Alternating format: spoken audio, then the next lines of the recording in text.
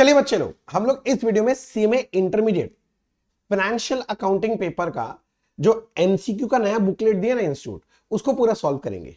तो बिना time waste किए फटाफट सॉल्व करते हैं। इस वीडियो को पूरा फायदा उठाइएगा और अगर वीडियो अच्छा लगे तो लाइक कर दीजिएगा, चैनल को सब्सक्राइब भी कर दीजिएगा। तो चलो बिना टाइम वेस्ट किए इसको करते हैं, क्योंकि ये कर लोगे ना एग्जाम के एक बार पहले घंटा डेढ़ एक लगेगा, घंटा भर लगेगा शायद, या मैक्सिमम 2 घंटा, बस आपका काम खत्म और कुछ नहीं देखना पड़ेगा। चलो देखते हैं क्या क्या क्वेश्चन इंस्टीट्यूट पूछ रहा है। पहला बोलता है विच of the following is not a method of charging depreciation. इनमें से कौन सा डेप्रिसिएशन चार्ज करने का मेथड नहीं है। बोलता है sinking fund method, sum of year digit method, working hour method, asset life cycle method. तो यस, ये है एसेट लाइफ साइकिल मेथड, ऐसा कोई मेथड नहीं होता है। Next, a resource owned by business, business का रिसोर्स है, with purpose of using it for generating profit. Resource of the business for generating profit, इसको एसेट बोलते हैं हम लोग। कैपिटल, एसेट, लाइबिलिटी, सरप्लस, तो ये ऑप्शन होना चाहिए option number 2 asset. Next, outward invoice, outward invoice मतलब sale invoice, issued is a source document, sale के लिए, परचेज बुक, सेल्स बुक, तो सेल्स रिकॉर्ड करने के लिए डॉक्यूमेंट है, तो सेल्स बुक होना चाहिए, सेल्स बुक में सेल्स रिकॉर्ड होता है। Next, which of the following is of capital nature, कौन सा कैपिटल नेचर का है। Commission on purchase, revenue, cost of repair, revenue, rent of factory, revenue, wages paid for installation of machinery, yes, तो ये सही option है। Clear, चलो आगे बढ़ते हैं। विच of the following is of fundamental accounting assumption, is not a fundamental accounting assumption। Fundamental accounting assumption तो going concern, consistency और अक्रूवल होता है। गोइंग कंसर्न नहीं, कंसिस्टेंसी नहीं, अक्रूवल नहीं, तो कौन सा ऑप्शन होगा, मटेरियलिटी। ये वाला क्वेश्चन कई बार एग्जाम पूछ रहा है। पता है मैं ये करा क्यों रहा हूं, क्योंकि मेरे पास बच्चे लोग मैसेज भेज भेज के पागल कर दिए, बोलते हैं कि भैया एमसीक्यू जो नया वाला करा दीजिए करा दीजिए, इसलिए मैं करा रहा हूं। नहीं तो ये सारे एमसीक्यू मेरा जो पुराना वीडियोस है ना उसके अंदर भी सब में था कहीं ना कहीं। चलो एनीवेज आगे देख लेते हैं। 4 हो गया, 5 में देखते हैं। 5 मैं थोड़ा बड़ा बड़ा करके दिखा रहा हूं, नहीं तो आपको देखने में असुविधा हो सकता है स्क्रीन में, क्योंकि मुझे यहां दिखाई दे रहा है थोड़ा सा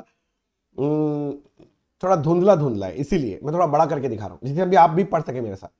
विच of the following is not, ये तो हो गया था, an obligation which may or may not materialise, ऐसा तो कंटिंजेंट लाइबिलिटी होता है। लॉस नहीं, एसेट नहीं, कंटिंजेंट लाइबिलिटी ऑप्शन है option number 3। Next, which of the following is an example of capital expenditure, इनमें से कौन सा capital expenditure. Inventory of raw material, work in progress, नहीं नहीं ये तो करंट एसेट है भाई। इंश्योरेंस प्रीमियम नहीं, खर्चा है। टैक्सेस एंड लीगल एक्सपेंस नहीं, नन ऑफ दीज, तो मेरे को लगता है नन ऑफ दीज, क्योंकि जितना एग्जांपल दिया है सब रेवेन्यू है और ये लोग मांगा क्या था, capital expenditure. Dash is specially suited to mines, oil wells, quarries, sandpits and similar assets of wasting character. Wasting assets के लिए क्या कौन सा मेथड होता है, डिप्लीशन मेथड ऑफ डिप्रिसिएशन, पहला ही ऑप्शन मिल गया डिप्लीशन, तो बाकी पढ़ के टाइम वेस्ट क्यों करें। Next, which of the following account has a credit balance. Credit balance या तो लाइबिलिटी होगा या तो इनकम होगा। एसेट नहीं, लोन हो सकता है, परचेज नहीं, नन ऑफ दिस नहीं होगा, तो आंसर है लोन। लोन लाइबिलिटी है और लाइबिलिटी का क्या बैलेंस होता है, क्रेडिट बैलेंस होता है। अच्छा, विच of the following is or are revenue expenditure. अच्छा इस बार पूछ रहा है इनमें से कौन सा रेवेन्यू एक्सपेंडिचर है। Revenue, revenue consumable item revenue है, टैक्सेस, लीगल एक्सपेंस हाँ, रेंट हाँ, ऑल ऑफ द अबव हाँ, तो ये सारा ही है, तो आंसर हो जाना चाहिए ऑल ऑफ द अबव। ठीक है। Next, which of the following purpose, which of the following purpose is served from preparation of trial balance. अच्छा, ट्रायल बैलेंस प्रिपेयर होने से क्या होता है, इट गिव्स क्या बोलते हैं, arithmetical accuracy of books of accounts, to check arithmetical accuracy of recorded transaction। फिर बोलता है to ascertain the balance of ledger, ये तो नहीं लग रहा है, to facilitate preparation of final accounts and all of the above। तो बोल रहा है क्या चीज, ट्रायल बैलेंस बनाने से क्या फायदा होगा, तो arithmetical accuracy मिलेगा, हाँ मिलेगा। ट्रायल बैलेंस बनाने से सारे अकाउंट का बैलेंसेस लेजर में, लेजर बैलेंसेस इकट्ठा हो जाता है, हाँ ये भी होता ही है। फाइनल अकाउंट्स बनाने में हेल्प करता है, ये भी होता ही है। तो मेरे ख्याल से तो यहां ऑप्शन ऑल ऑफ दीज हो जाना चाहिए, ऑल ऑफ द अबव। ठीक है ना, सारा ही हो गया। फिर अच्छा मेन होना चाहिए arithmetical accuracy, correct. The basic principle of concept is that business is assume to exist for indefinite period, business चलता रहेगा indefinite period. Going concern concept है, कौन सा कॉन्सेप्ट, गोइंग कंसर्न, तो ये option number 1 going concern. Next, purchase of laptop for office use wrongly debited to purchase, office use के लिए laptop था, परचेज में डाल दिए, बोलता है ये कैसा एरर है, रॉन्ग क्लासिफिकेशन कर दिया ना, लैपटॉप था तो कैपिटल एक्सपेंडिचर परचेज रेवेन्यू बना दिया, तो ये एरर ऑफ प्रिंसिपल है, ओमिशन नहीं, कमीशन नहीं, principle, yes error of principle है। Next, which of the following book is both journal and ledger, cash book होता है both journal and ledger, journal and ledger, ये रहा cash book. Next, original cost of machine 150, residual value 10,000 है, if the depreciation 10% per annum under WDV method, depreciation third year का क्या होगा, तो सुना एसेट 150 का था, 10% करेंगे तो ये पहला साल का डेप्रिसिएशन, सेकेंड ईयर के लिए शॉर्टकट लगाओ 90%, थर्ड ईयर के लिए 90, अरे 10% हर साल जो डेप्रिसिएशन है वो भी तो कम होता जाएगा ना, हाँ तो हर पहले साल का 90% होगा अगर 10% है तो शॉर्टकट थोड़ी ना इतना सॉल्व करेंगे सर, शॉर्टकट तो बताया हुआ है पहले से, जो लोग मेरे को फॉलो करते हैं लोग जानते हैं सर, शॉर्टकट सब बताया हुआ है। 12,150, 12,150 आंसर आ रहा है, कोई ऑप्शन है 12,150, 12,150, ये लो 12,150, ठीक है ना, ओके। अगर ये पीडीएफ चाहिए तो मैं लिंक ना डिस्क्रिप्शन बॉक्स में डाल दे रहा हूँ, और एक काम करता हूँ इसका लिंक को मैं कमेंट जो है ना कमेंट सेक्शन, उसका फर्स्ट कमेंट को भी पिन करके डाल दूंगा। Next, question number 16, cost of machine 90 है, expense incurred at the time of purchase to be capitalised 10, तो 90 प्लस 10 मेरा एसेट कितने का हो गया 1 लाख का, रेसिडुअल वैल्यू बोलता 20 है, लाइफ बोल रहा 8 ईयर्स है, compute depreciation under SLM method, तो original cost minus scrap value था कितना, residual value 20,000 divided by useful life 8 years, तो होगा 1 लाख माइनस 20 डिवाइड बाई 10,000 आ रहा है, 10,000, ऑप्शन नंबर 1 है 10,000, ठीक है। Next, if capital on 1 month, मतलब ओपनिंग कैपिटल दिया है, सुना मैं तो बोलता हूं कैपिटल अकाउंट ही बना लो, अगर आपको पता हो यहां पर पहले ओपनिंग कैपिटल लिखा जाता है, उसके बाद कोई एडिशनल कैपिटल होता है तो वो लिखा जाता है, अगर कोई नेट प्रॉफिट है तो वो यहां आता है, एक ड्रॉइंग्स होने से आता है, और एक यहां क्लोजिंग बैलेंस बचता है कैपिटल अकाउंट में, कैपिटल अकाउंट बनाना आता ही होगा सबको। ओपनिंग कैपिटल बोलता है 24,000, ठीक है, कैपिटल 3112 को 12,000 है, मतलब ये क्लोजिंग कैपिटल है 12, profit loss during the 6,000, profit 6,000 है, एंड फ्रेश कैपिटल 1,200 है, एडिशनल कैपिटल 1,200, बोलता ड्राइंग्स कितना है, तो बैलेंसिंग फिगर निकलेगा ये ड्राइंग्स, कैलकुलेटर चला, क्रेडिट साइड में 24,000, 1,200, 6,000 माइनस 12,000 करने से आ रहा है ये 19,200, तो ड्राइंग्स होगा 19,200, 19,200 ये रहा 19,200, समझ गया। अच्छा बच्चा लोग भी आपको कराने बोली क्यों रहा था, क्योंकि इसमें से एक दो क्वेश्चन रॉन्ग है, तो शायद उसमें डाउट आया होगा इन लोग को, ऑप्शन भी रॉन्ग दिया है लोग कई सारा का। Journal entry of wages 10,000 paid for installation of machinery will be, machinery install किया उसका जर्नल एंट्री होना चाहिए, machinery account debit to cash 10,000, ये एंट्री होना चाहिए, machinery to cash, machinery account debit machinery account and credit cash, हाँ ये वाला ऑप्शन, ऑप्शन नंबर 2 सही मिल गया। मैं थोड़ा जल्दी लिख रहा हूं क्योंकि अब तुम लोग पढ़ लिख लिया होगा, अब लास्ट मोमेंट में तुम लोग ये सब कर रहा होगा एमसीक्यू, तो जल्दी जल्दी हो जाएगा। कोई डाउट हो तो कमेंट बॉक्स में लिखना, मैं बता दूंगा। A credit balance of nominal account shows, nominal account में अगर क्रेडिट बैलेंस है मतलब वो इनकम है, या तो तुम बोलो डिक्रीज इन एक्सपेंस या increase in income, expense of the business, loss of the business, income in the business, asset income, nominal तो एक्सपेंस या लॉस ही, एक्सपेंस लॉस इनकम गेन ही होगा, और क्रेडिट बैलेंस किसका होता है, इनकम का। Okay, which of the following will be recorded as contra in cash book, cash book में कॉन्ट्रा एंट्री कौन सा आएगा, या तो कैश डिपॉजिटेड इनटू बैंक होगा या कैश विथड्रॉन फ्रॉम बैंक होगा, 1000 विड्रॉन फॉर पर्सनल यूज नहीं हो सकता। Cheque of 2000 receive from X lodged into bank on the same day, नहीं सेम डे लॉज होगा तो नहीं होगा। Cheque of 3000 receive from Y and now lodge into bank, अच्छा पहले मिला था फिर लॉज हुआ, हाँ ये होगा ना, क्योंकि जिस दिन मिला होगा उस दिन एंट्री क्यों होंगे कैश टू वाई। आज जब डिपॉजिट करेंगे बैंक में तो वो समझ रहे हैं ना वाई टू कैश, तो ये वाला बोल सकते हो, ये वाला में होगा क्योंकि जब डिपॉजिट करने जाएंगे तब उस दिन एंट्री करेंगे बैंक टू कैश। जिस दिन मिला होगा कैश टू वाई, आज जब डिपॉजिट करेंगे 2 दिन बाद तो एंट्री क्या होता है बैंक टू कैश। तो ये सही लग रहा है option number 3। 21 goods purchase costing 60,000 cash paid 45 after receipt of cash discount 9 what is the percentage of trade discount. तो ना परचेज हुआ था बोल रहा था ये लोग 60 का माल, उसमें से ऑलरेडी पेमेंट कर दिया मैंने 45 और कैश डिस्काउंट मिल गया 9,000, तो बाकी जो डिफरेंस ऑब्वियसली वही ट्रेड डिस्काउंट है।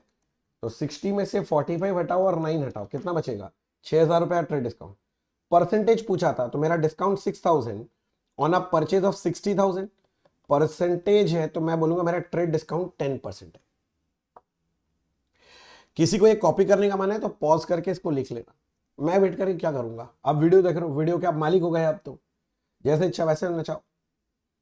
तो भाई साहब 10% ऑप्शन है क्या, हाँ ऑप्शन नंबर 2 है 10%। बस next, which of the following error is error of omission. Error of omission मतलब कुछ छूट गया। Sales 5,000 return in purchase journal, नहीं कमीशन एरर है। Wages paid to Shyam debited to his account, error of omission ना, ये भी गलत है ना, ये भी कमीशन ही है।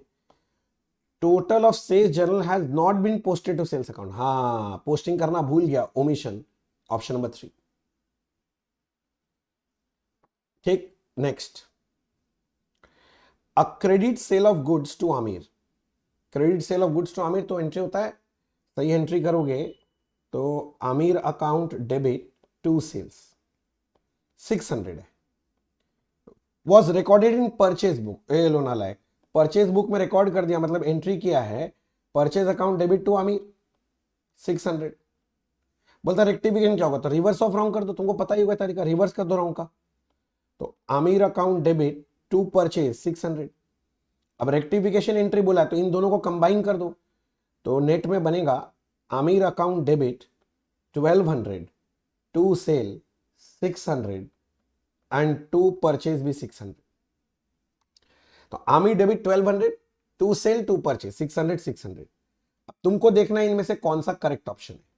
मैं इसको हटाता हूं, देखता हूं कौन सा करेक्ट ऑप्शन है। आमिर डेबिट बाई 600, नहीं आमिर डेबिट 1200 था, purchase will be debited by 600, नहीं क्रेडिट होगा। Aamir will be debited 1200, yes ये करेक्ट ऑप्शन है। अगला तो सेल्स है, सेल्स बोलता क्रेडिट होगा 1200, नहीं सेल्स क्रेडिट होगा मगर 600, तो एक ही ऑप्शन सही है, option number 3। Next, purchase of machinery 5,000 omitted from accounts. अगर ओमिटेड फ्रॉम अकाउंट्स है तो अकाउंट्स में लाने का एंट्री क्या होगा, तो एंट्री होगा machinery account debit to cash 5,000, ये करेक्ट एंट्री होगा। तो कौन सा ऑप्शन है, परचेज विल बी डेबिटेड, नहीं cash will be credited, yes ये सही होगा। मशीनरी विल बी क्रेडिटेड, नहीं नन ऑफ दिस भी नहीं होगा, कैश क्रेडिट होगा क्योंकि मशीनरी टू कैश है, तो cash will be credited, option number 2। समझ गए। Next, goods purchased from A 2000, अच्छा pass through sales book, rectification entry हो, अगर परचेज किया था मुन्ना ए से तो करेक्ट एंट्री होना चाहिए था परचेज टू ए 2000, कि तुमने सेल्स बुक में डाल दिया मतलब तुमने गलत एंट्री कर दिया, A account debit to sales 2000, तुम ये एंट्री करते रॉन्ग है। अब रिवर्स ऑफ रॉन्ग करोगे तो sales account debit to A करोगे 2000। तो रेक्टिफिकेशन एंट्री के लिए correct entry and reverse of wrong को कंबाइन कर दो, तो कंबाइन करोगे तो एंट्री बनेगा purchase debit 2000 sales debit 2000 to A combine होके 4000 बन जाएगा। जल्दी पकड़ो बात को। तो purchase debit 2000 sales debit 2000 to A 4000, ये रेक्टिफिकेशन एंट्री है। और लोग रेक्टिफिकेशन ही मांग रहा था ना, तो कौन सा सही लग रहा है, मांगा ही, हाँ बोलता है परचेज विल बी डेबिटेड, नहीं ये तो दूसरा है, ओ सॉरी ये वाला मांग रहा है, तो भैया सुनो ना, इसमें ग्रॉस प्रॉफिट के ऊपर बोल रहा है, परचेज और सेल्स दोनों नॉमिनल अकाउंट है। नॉमिनल अकाउंट अगर डेबिट हो रहा है तो प्रॉफिट कम हो जाएगा, कितने रुपए से? 4,000 रुपए से। तो भैया प्रॉफिट कम हो जाएगा 4,000 रुपए से। डिक्रीज इन ग्रॉस प्रॉफिट होगा क्या? हाँ। No effect in GP, increase in GP, increase in salary, नहीं, ये सही लग रहा है, ग्रॉस प्रॉफिट कम हो जाएगा। नॉमिनल अकाउंट डेबिट होगा ना, तो मतलब ही लॉसेस है। अरे debit all expenses and losses. The accommodation bill is drawn. Accommodation of bill क्यों ड्रॉ किया जाता है? टेम्पररी अरेंजमेंट ऑफ कैश, मतलब बोथ पार्टीज को जो पैसा चाहिए। तो ऑप्शन नंबर 3 है, when both parties in need of funds. बाकी ऑप्शन में पढ़ नहीं रहा, तुम पढ़ लेना आराम से। Next, if any stock is taken by coventurer it will be treated. याद करो ज्वाइंट वेंचर में जब को वेंचरर स्टॉक लेके जाता था तो उसको क्रेडिट कर देते थे, तो क्रेडिट होगा या फिर ऐसे बोलो इनकम इंक्रीज हो जाएगा। क्रेडिट साइड में लिखने का मतलब ही तो इनकम इंक्रीज हो जाएगा यहाँ, तो ट्रीटेड एज इनकम भी बोल सकते हो। And income of joint venture, yes, आगे पढ़ने का जरूरत नहीं, पहला ऑप्शन ही क्लियर कर मिलेगा, ज्वाइंट वेंचर के लिए इनकम जैसे ट्रीट होगा। Next, Kuntal draws bill on Shyam 7,000। Kuntal endorses to Ram, अभी राम पे ही है। राम एंडोस टू रहीम, तो अभी रहीम पे ही है। The pay of the bill is Rahim, last में जिसके हाथ में है वही पे ही है। ऑप्शन नंबर 4 रहीम। ये क्वेश्चन बहुत कॉमन है, कई बार क्वेश्चन पूछा हुआ है। तुम लोग पास्ट ईयर क्वेश्चन क्या होगा तो इसमें दिखा होगा ये सब चीज। Next, A and B purchase a piece of land 30 cost price and sold it for 60 in 20। तो 30 का माल अगर 60 में बेचोगे मुन्ना, तुम बताओ प्रॉफिट कितने का है? 30,000 का प्रॉफिट है। बोलता है the profit on joint venture will be, A और बी क्या कंट्रीब्यूट करे उससे कोई लेना देना। प्रॉफिट पूछा था, प्रॉफिट तो 30 होगा। Option number 1। क्या घटिया क्वेश्चन है, अरे बहुत बार पूछता है।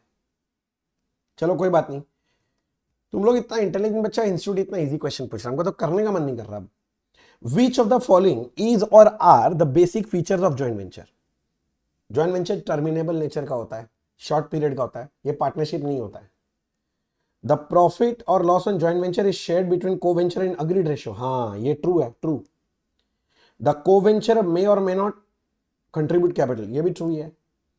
The joint venture is dissolve once the purpose of the business over, true है। तो तीनों ही तो ट्रू है, तो मेरे ख्याल से लास्ट ऑप्शन सही है, ऑल ऑफ द अबव, सारा ट्रू बोला है। तुमको जरूरत पड़े तुम पॉज करके एक बार और रीड कर लो। अच्छा, the person to whom bill is endorsed in known as, जो एंडोर्स करता है वो एंडोर्सर है, और जिसको एंडोर्स करते हैं वो एंडोर्सी। तो ये लोग पूछा किस जिसको एंडोर्स करते हैं वो कौन है? Endorsee, SEE, endorsee. ओह, पहला ही ऑप्शन मिल गया, एंडोर्सी। ठीक है, ओके। अब नेक्स्ट क्वेश्चन, मैं लास्ट लाइन पहले पढ़ लेता हूं जिससे इजी होता क्वेश्चन पढ़ने में। पहले ही पता चल गया ए का प्रॉफिट मांग रहा है, तो पहले प्रॉफिट निकालना है ना, तो मेरे को टी शेप बना लेने दो। A and B enter into joint venture sharing profits in ratio 3:2। तो ए का रेशियो याद रखना 3/5 है, ए का प्रॉफिट चाहिए। ए परचेज गुड्स कॉस्टिंग 2 लाख, खर्चा है, डेबिट साइड में लिख दो। Be sold 95% goods for 250, cell credit side में आना चाहिए। तो दिमाग बोल रहा 95%, तो क्लोजिंग स्टॉक बचेगा 5%, तो 2 लाख का 5% कितना होता है? 10,000 बचना चाहिए माल। A is entitled to get 1% commission on purchase, 2 lakh का 1% होता है 2,000, खर्चा है। B is entitled to get 5% commission on sale. ये सेल मैंने गलत लिख दिया, 2 लाख नहीं था, ये कितने का था? 2,50,000 का था, और 2,50,000 का 5% होता है 12,500, ये भी खर्चा है बिजनेस का। A drew a bill on B amount equal to 80% of original cost. Original cost of the goods था 2 लाख, ठीक है ना। 2 लाख का 80% का बिल मतलब 160 का बिल ड्रॉ किया, पर उससे प्रॉफिट लॉस का कोई देना देना नहीं है। डिस्काउंट करा लिया 150 में, 160 का 150 में, तो 10,000 का खर्चा है भाई, खर्चा चार्ज करो। अब बोल रहा है ए का प्रॉफिट बताओ, पहले प्रॉफिट ज्वाइंट वेंचर का कितना है वो पता कर लो। ऐसे बनाओ, बैठ के ज्वाइंट वेंचर अकाउंट मत बनाने लग जाना, ये सब में बहुत जन का आदत होता है। एमसीक्यू को औकात से शॉर्टकट में सॉल्व करो। टोटल प्रॉफिट 35,500 है, इसमें ए का शेयर कितना है? तो 35,500 में 3:2 का प्रॉफिट था, तो 3/5 हो जाएगा। तो 35,500 इंटू 3/5, तो आंसर आ रहा है 21,300, ए का शेयर ऑफ प्रॉफिट 21,300। ऑप्शन है 21,300, यस, ऑप्शन नंबर 2 हो गया। किसी को अगर कॉपी करना है तो पॉज करके कॉपी कर लेना प्लीज। इसमें क्या समझाना है यार, ये तो कोई बच्चा भी कर लेता है, तुम लोग आराम से करते हैं ये सब तो। अच्छा, which of the following commission is allowed by consignor to consignee to encourage consignee for putting up hard work in introducing new product in the market? New product लाने के लिए जो कमीशन होता है उसको ओवरराइडिंग बोलते हैं, बैड डेट के लिए जो कमीशन होता है उसको डेल क्रेडिट बोलते हैं। तो यहां होना चाहिए ओवरराइडिंग कमीशन, डेल क्रेडिट नहीं होगा, ऑप्शन नंबर 2 है ओवरराइडिंग कमीशन। बोलता हार्ड वर्क कमीशन। ठीक है, चलो नेक्स्ट आगे बढ़े। बोल रहा है X draws a bill on Y for 180 mutual accommodation के लिए। अच्छा, दोनों पार्टी को पैसा चाहिए इन द रेशियो 2:1। तो X का 2/3 शेयर और Y का 1/3। X got it discounted for 169,200। तो जो दोनों का फिगर का डिफरेंस डिस्काउंट है वो 2:1 में थोड़ा जाना चाहिए। And remitted 1/3 proceeds to Y, वो तो ठीक ही है। X आज 1/3 ट्रांसमिट करेगा और मैच्योरिटी के दिन बाकी 2/3 ट्रांसफर करेगा, ठीक है ना। How much money should be remitted by X to Y at the time of maturity so as to enable Y to honor the bill? तो भैया बिल अपना था 180, मैच्योरिटी के दिन X अपना शेयर भेजेगा, X का शेयर था 2/3। तो 180 का अगर आप 2/3 कर रहे हो तो इसको रेमिट करना पड़ेगा 120, और ये ऑप्शन 1 में ही दिख गया 120, आगे देखने का जरूरत ही नहीं है। ठीक है, ये बिल्स ऑफ एक्सचेंज चैप्टर का था। Next, Raju draws a bill on Sampat 25 October for 90 days. Maturity date क्या होगा? अच्छा, 90 डेज का बिल है, मतलब 25 अक्टूबर 2021 में मेरे को 90 डेज प्लस करके देखना है कितना आ रहा है। अक्टूबर से चलो, अक्टूबर में होता है 31 डेज, 25 अक्टूबर से चालू कर रहे हैं तो 6 दिन यहां जाएगा तो बचेगा 84 डेज। नवंबर का खा लो 30 डेज, तो ये कितना बचेगा? 84 में से 30 डेज और जाएगा तो कितना बचेगा बताओ ना? 54 डेज बचेगा। नवंबर के बाद दिसंबर होता है 31 डेज का, तो 54 में से 31 और माइनस कर दीजिए 23 डेज, तो जनवरी 23 आएगा। तो 23 जनवरी 2022, 3 डेज ऑफ ग्रेस ऐड करोगे 26 जनवरी आ जाएगा। पर 26 जनवरी तो पब्लिक हॉलीडे है, तो एक दिन पहले का दिन, तो आंसर होगा 25 जनवरी 22। 25 जनवरी 22। किसी को अगर लिखना है तो पॉज करके लिख लो, वरना मैं खोजने चला आंसर 25 जनवरी है क्या ऑप्शन में, 27, 26, 8, तो ऑप्शन नंबर 3 25 जनवरी है, तो कर लो, ठीक है ना। Next, which class of account is consignment? Consignment से तो प्रॉफिट लॉस निकलता है, मतलब ये नॉमिनल अकाउंट है, तो भैया नॉमिनल ऑप्शन है, हाँ ऑप्शन नंबर 4 नॉमिनल अकाउंट है, ठीक है। नेक्स्ट देखते हैं, इसको हटा दें अब थोड़ा। On dishonour of bills of exchange that has been discount कराया था, मतलब बैंक के पास बिल था, डिसऑनर हो गया। Noting charges are initially paid by. Noting charges पहले वो पे करता जिसके हाथ में बिल था, बिल तो बैंक के हाथ में था, तो इनिशियली कौन पे करेगा? बैंक। पहला ही ऑप्शन है बैंक, ऑप्शन नंबर 1, ठीक। नेक्स्ट 38 देखते हैं। Miss V draws a genuine trade bill 25,000 6 months on Mr M, 6 months का बिल है। After holding the bill for 1.5 months, as a result of unexpected requirement of cash, she immediately discount the bill with bank at 10% per annum. 6 महीना का bill था, 1.5 महीना बाद अगर discount करा रहे हैं तो अभी भी अनएक्सपायर्ड पीरियड कितना है? 4.5 months का डिस्काउंट कटेगा। The amount of discount will be, तो 4.5 months का डिस्काउंट काटो रे यार, 25,000 का बिल है, इंटरेस्ट 10%, 4.5 months का निकाल लीजिए, 4.5 by 12, 25,000 into 10% into 4.5 by 12, that is ये आ रहा है 937.5। देखो तो ऐसा कोई ऑप्शन है क्या? 9, हाँ ऑप्शन नंबर 3 है 937.5। इजी है, तुम लोग बैठा हुआ था इसके लिए नालायक। अब इधर आओ, अगला देखते हैं। हाँ, फिर बोलता है on 1 January 23 mister S due 6 months bill on H 15,000 for mutual accommodation, ठीक है, and the bill was duly accepted by H। अच्छा बात है। Mr. S discounted the bill on the same day with bank at 10% per annum, मतलब 6 महीना का discount कटेगा, and remitted 1/3 to H, ठीक है। The discount to be borne by S कितना है? S कितना डिस्काउंट बियर करेगा? S कितना डिस्काउंट बियर करेगा? ओह, 1/3 अगर रेमिट कर दिया है, सुनो 15,000 का बिल है, इंटरेस्ट का रेट 10%, 6 महीने का discount 6/12, 15,000 into 10% into 6/12, discount 750। Remit कर दिया 1/3, तो एस ने एच को अगर 1/3 रेमिट कर दिया तो 2/3 एस का शेयर है, मतलब एस का डिस्काउंट कितना होगा, इसका 2/3 डिस्काउंट में 2/3 वो शेयर करेगा, into 2 divide by 3, that is 500। तो डिस्काउंट एस शेयर करेगा 500 रुपए, 500 रुपए ऑप्शन नंबर 2। ठीक है, ऐसा कोई ताबड़ तो चीज थोड़ी ना पूछ लिया जो तुम नहीं कर पाएगा, तुम होनहार बच्चा है, तुमसे हो ही जाएगा। कोई चीज नहीं समझ में आ रहा तो दोबारा रिवाइंड करके सुन लो। अब प्रो फॉर्मा इनवॉइस इज सेंड बाई, अरे वो कंसाइनमेंट में कंसाइनर कंसाइनी को भेजता है ना, तो send by consignor to consignee, consignor to consignee, option number 2। तो कंसाइनी कंसाइनर क्या भेजता है, अकाउंट से। The nature of consignment account nominal and consignee account personal will be nominal and personal, nominal and personal respectively. बस मिल गया, आगे देखेंगे ही नहीं, पहला ऑप्शन में मिल रहा है। सर ऑल ऑफ दिस हो गया, तो ऑल ऑफ दिस कैसे होगा बोल तो।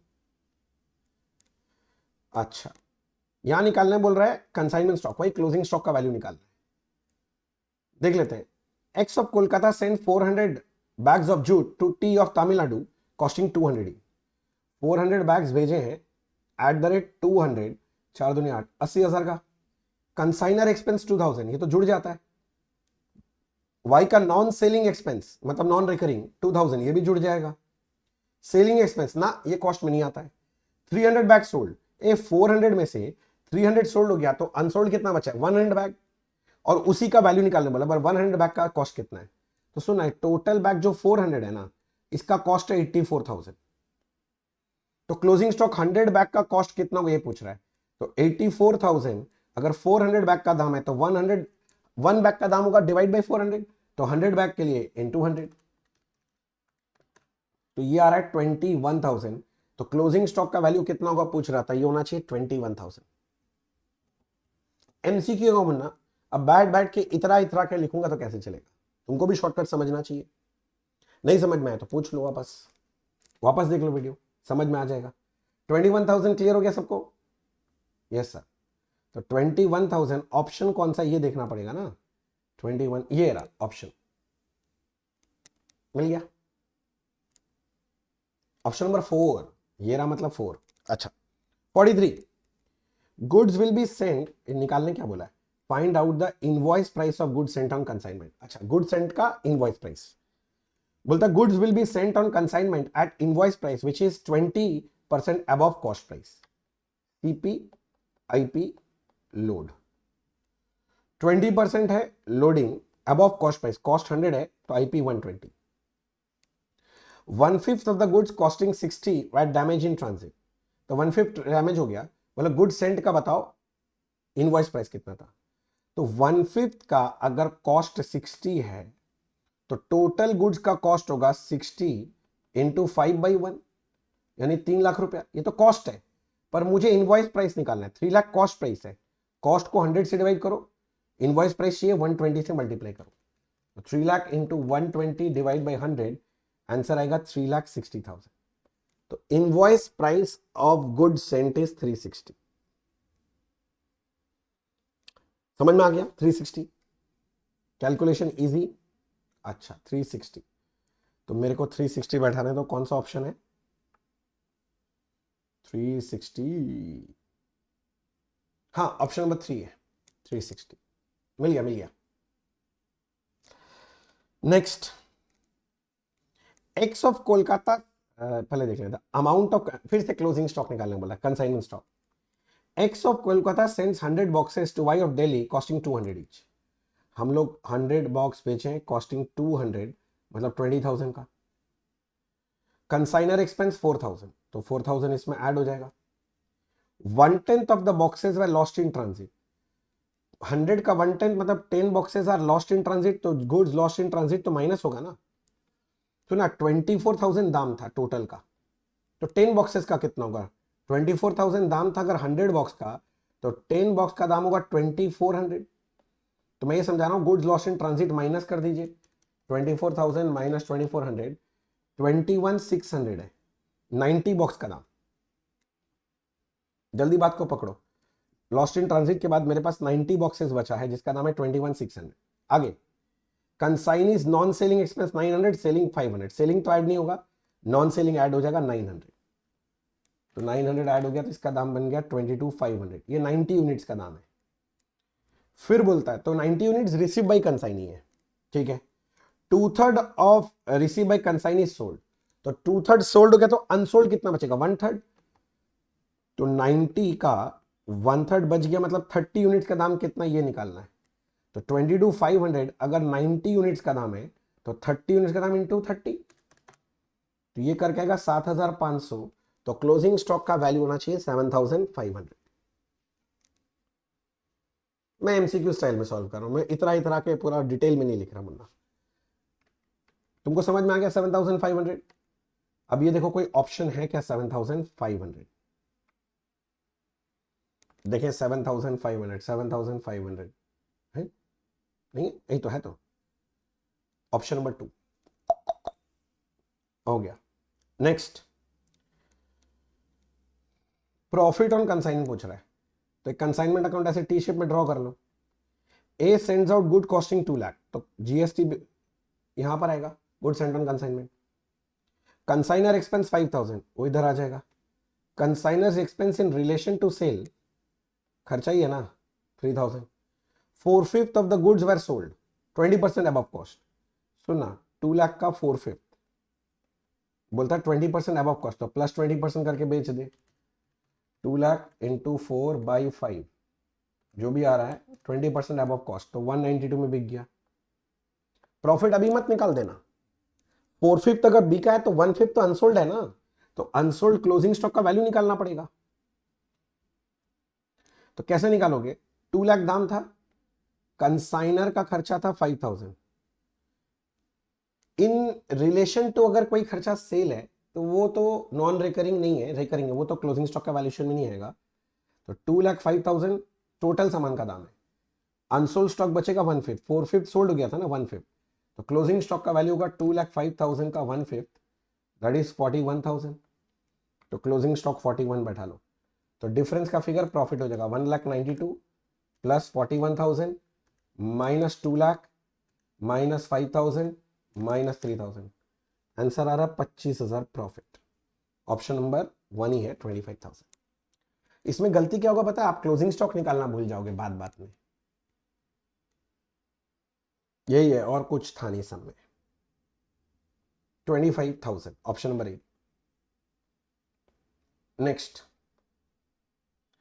कमीशन पूछा, अमाउंट ऑफ कमीशन, मैं पढ़ता हूं क्या बोल रहा है। X of Kolkata sends out certain goods at cost plus 25, CP IP load, cost load 25 तो IP हो गया 125, invoice value of goods sent out 2 lakh, तो टोटल इनवॉइस प्राइस 2 लाख है। 4/5 of the goods were sold by consignee 176, तो ये sale price है।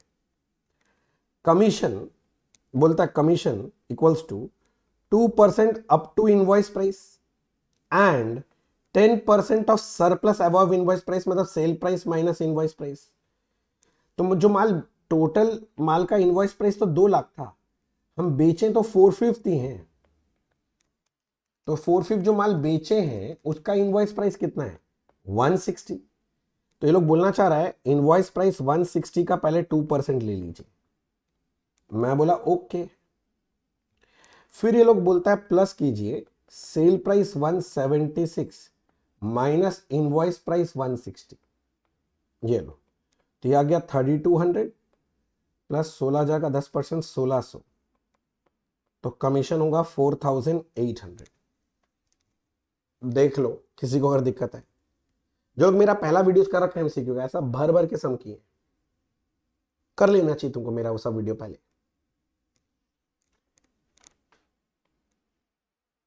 चलो 4,800 answer आ गया, ऑप्शन नंबर पहला ही दिख रहा है मुझे, ऑप्शन नंबर 1 हो गया। चलो नेक्स्ट 47 नंबर क्वेश्चन इनकम्प्लीट है, यहां पर कमीशन का पूछ रहा है अमाउंट, बस कमीशन एक्सीड्स कॉस्ट प्राइस बोल दिया और कुछ नहीं बोला है। तो ये क्वेश्चन इनकम्प्लीट है, तो इसलिए हम लोग ये क्वेश्चन सॉल्व नहीं कर रहे हैं। आप लोग करने का कोशिश कर रहे होंगे, आप लोग से नहीं हुआ होगा, तो वो बता दिया। नेक्स्ट, एनी अकाउंट सेल्स, नहीं, हाँ, is a periodical summary statement send by, कौन भेजता है, बोला था थोड़ा देर पहले, कंसाइनी भेजता है कंसाइनर को, send by consignee to consignor, option number 2, consignee to consignor. Next, account sales, account sales बोलता है have a very particular format, नहीं, उसका कोई फॉर्मेट ही नहीं होता है, does not have any specific format, option number 2, must be prepared by law, given by consignor to consignee, गलत है सब बाकी option. Next, X sent out goods to Y costing 1,50,000, cost है, goods are to be sold at cost plus 33 1/3। तो जैसे ये line बोला मेरा दिमाग में चल रहा है, CP IP लोड, लोड 33 1/3 है, कॉस्ट के ऊपर बोला था कॉस्ट 100 है, तो IP 133 1/3 है। The consignor asked consignee to pay an advance for an amount equal to 60% of sale value. So ना 150 तो कॉस्ट प्राइस है, का सेल वैल्यू होगा, कॉस्ट को कॉस्ट से डिवाइड कर दो, सेल वैल्यू चाहिए 133 1/3 से मल्टीप्लाई कर दीजिए, तो टोटल माल का सेल वैल्यू निकल रहा है 2 लाख रुपीस, और बोलता है इसका एडवांस बोलता है 60% ऑफ सेल वैल्यू, तो 2 लाख का 60% कर दो 1,20,000, पहला ही ऑप्शन है, तो एडवांस का अमाउंट था 160। यहां तक ठीक है? जल्दी बोलो, जल्दी बोलो, जल्दी बोलो, जल्दी बोलो, जल्दी बोलो। ठीक है, हटाता हूं मैं इसको, फिर हम ना इसको हटा दिया जाए। 120, which of this account is not a part of double entry system, कौन सा डबल एंट्री सिस्टम का पार्ट नहीं है? मेमोरेंडम, याद है ज्वाइंट वेंचर मेमोरेंडम बना था, उसका कोई पोस्टिंग नहीं होता है, ज्वाइंट बैंक का पोस्टिंग होता है, वेंचर का भी होता है, को वेंचर का भी होता है, तो मेमोरेंडम होगा, डबल एंट्री सिस्टम फॉलो नहीं होता वहां। अगला क्वेश्चन पूछ रहा है what will be final remittance, joint venture का क्वेश्चन है, तो सबसे पहले प्रॉफिट निकालना पड़ता है इसमें। A purchase goods costing 1 lakh, खर्चा है डेबिट साइड में। B sold the goods for 150, sale है क्रेडिट साइड में लिख दो। Profit sharing ratio between A and B are equal, आधे आधे। If same set of books are maintain what will be the final remittance, तो पहले profit बताओ। अच्छा, ए खर्चा किया था और बी ने सेल किया था, प्रॉफिट आ रहा है, ए और बी में अगर इक्वली बांटेंगे, 50 को बांटेंगे 25 और 25, तो कौन किसको रेमिटेंस करेगा? सुनो ऐसे, ए धंधा में 1 लाख रुपीज लगाया, तो घर जाएगा तो 1 लाख लेके जाएगा, और ए अपना प्रॉफिट भी लेके जाएगा, तो ए कितना लेके जाएगा? 125। अगर ए लेके जाएगा तो उसको देगा कौन? बी, तो बी विल रेमिट ए 125। या फिर उल्टा भी सोच सकते हो, सेल करके बिजनेस का सारा पैसा किसके पास है? बी के पास 150 है, बी का क्या बनता है बिजनेस में? प्रॉफिट 25, तो वो अपना 25 रख के 125 ए को रेमिट कर देगा, जैसे इच्छा सोच लो, 125 रख के रेमिट कर देगा। तो मेरा आंसर है B will remit A 125, B will remit A, तो पहला ही ऑप्शन आ गया 125 टू ए, हो गया। नेक्स्ट, अगला पूछ रहा है profit and loss on joint venture का क्वेश्चन है, 53 पढ़ रहा हूं मैं, 53। A and B enter into joint venture agreement to share profits and losses 2:1. A supplies 100 radio set worth 1 lakh, तो A ने खर्चा कर दिया रेडियो सेट में 1 लाख का। B incurred bringing expense 5,000 for freight and insurance, तो B ने खर्चा कर दिया 5,000। B sold 95 radio set for 120, B ने सेल कर दिया है, income 120। 5 radio sets were taken over by B, B take over किया है 5 रेडियो सेट्स, 5 टू, वैल्यू नहीं बताएंगे तो वैल्यू बताना पड़ेगा, तो भैया वैल्यू नहीं बताया तो मान लेते कॉस्ट में ले गया होगा, कैसे पता करेंगे? अरे ये लोग खरीदा था 100 1 लाख में, तो 5 का कितना होगा? 1 लाख अगर दाम है 100 का, तो डिवाइड बाई 100, 5 सेट का इंटू 5, तो 5,000 रुपए आ जाएगा। अच्छा, बोलता प्रॉफिट कितने का है, तो प्रॉफिट अब निकाल लो difference, 120 plus 5 minus 1 lakh minus 5,000, 20,000 is the profit. तो पूछ रहे थे प्रॉफिट कितना है? 20,000 होना चाहिए। 53 में हाँ पहला ही ऑप्शन है प्रॉफिट 20,000, ये अच्छा पहला ऑप्शन दे देता ना तो झंझट खत्म हो जाता है।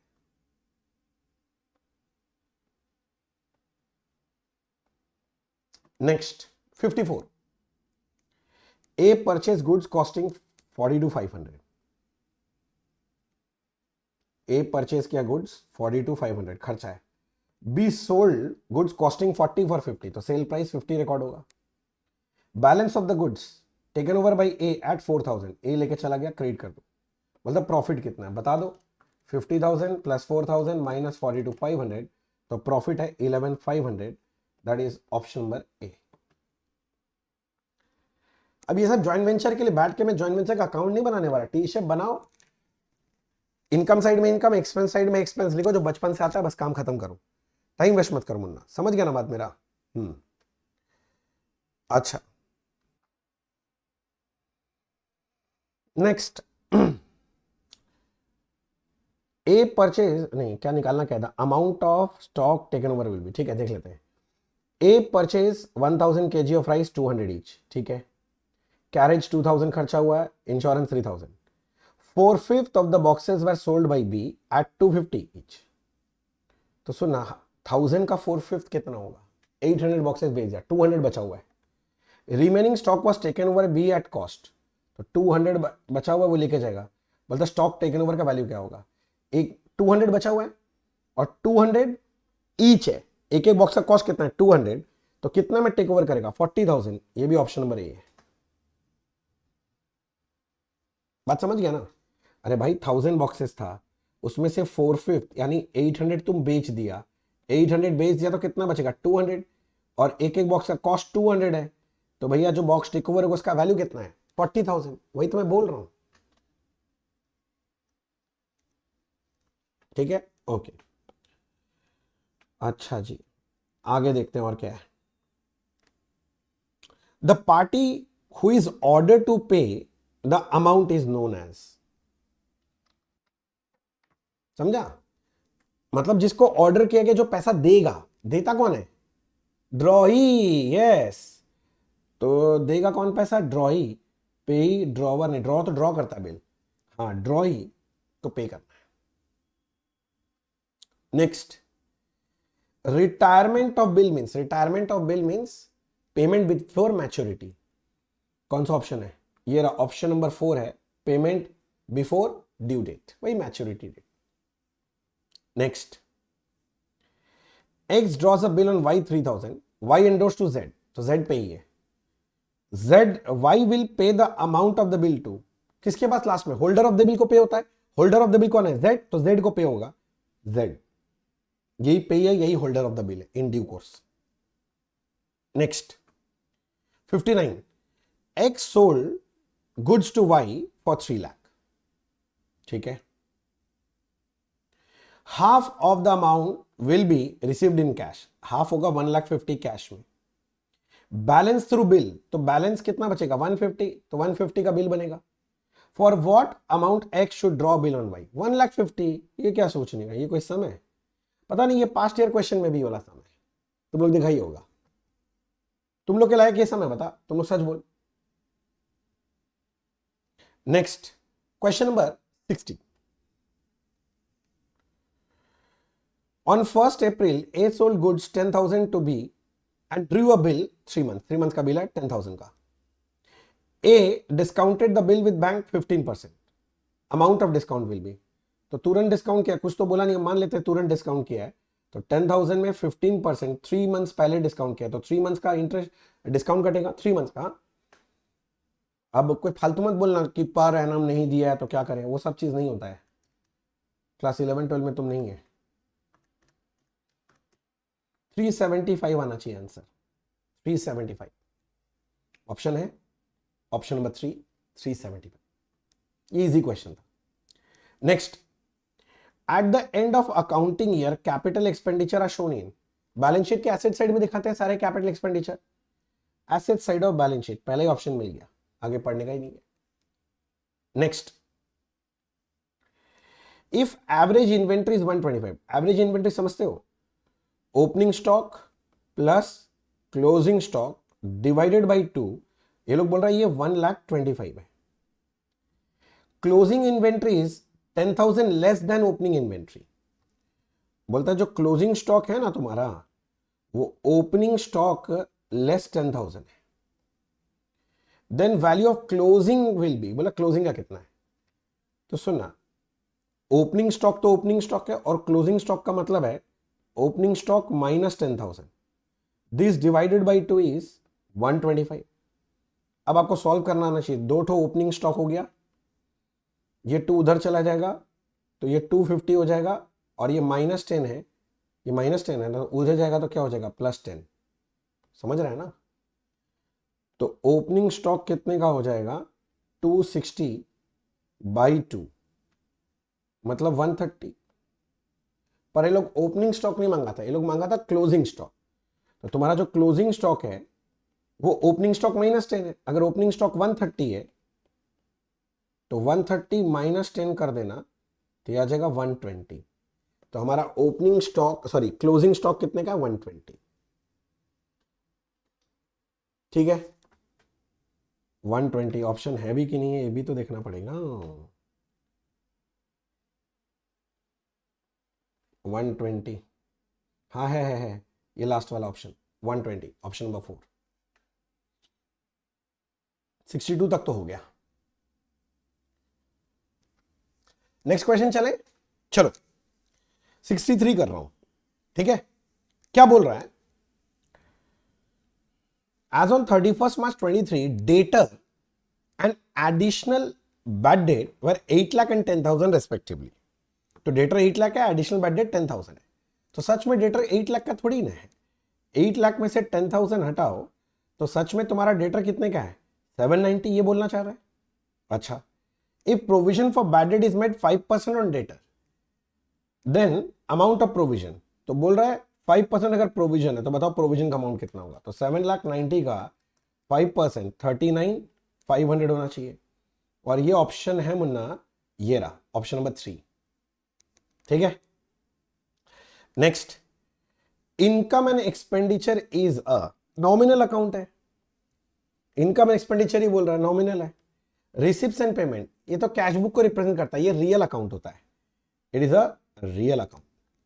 Next, the income statement of charitable institution, charitable institution NPO है, उसका इनकम स्टेटमेंट मतलब इनकम एंड एक्सपेंडिचर का बात कर रहा है, तो income and expenditure option number 3।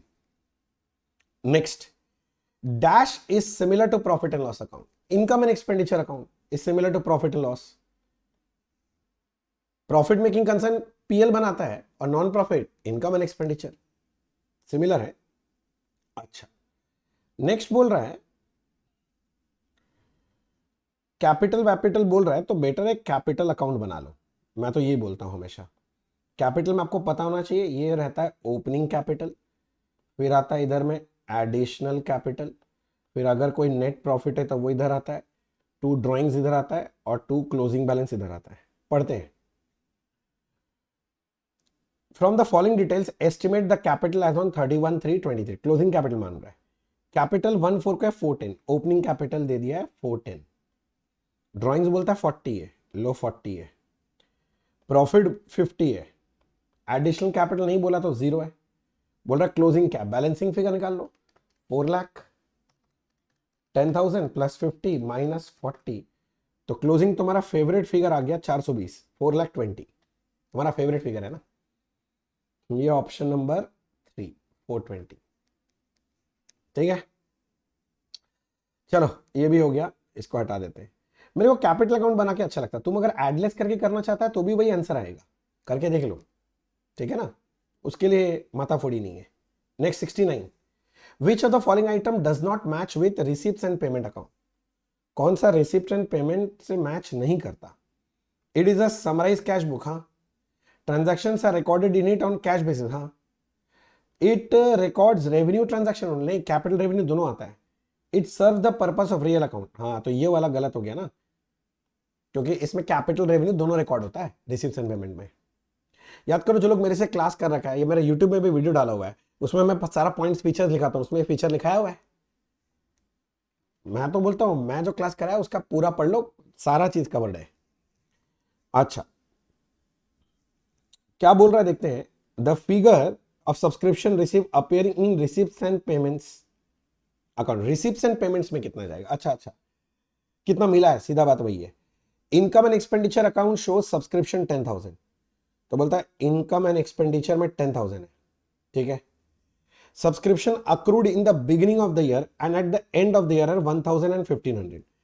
तो रिसिप्ट्स एंड पेमेंट्स का निकालना है ना, तो क्या करना पड़ेगा आपको, ओपनिंग ऐड करना पड़ेगा और क्लोजिंग अक्रूड लेस करना पड़ेगा। तो ओपनिंग है 1,000 और क्लोजिंग है 1,500, करने से बचा 9,500। ये क्वेश्चन तो काफी बार आया है शायद सेम फिगर्स के साथ। 9,500 आंसर है पहला ही, ऑप्शन नंबर ए। नेक्स्ट ये पूछ रहा है amount of outstanding subscription on 21-22 will be.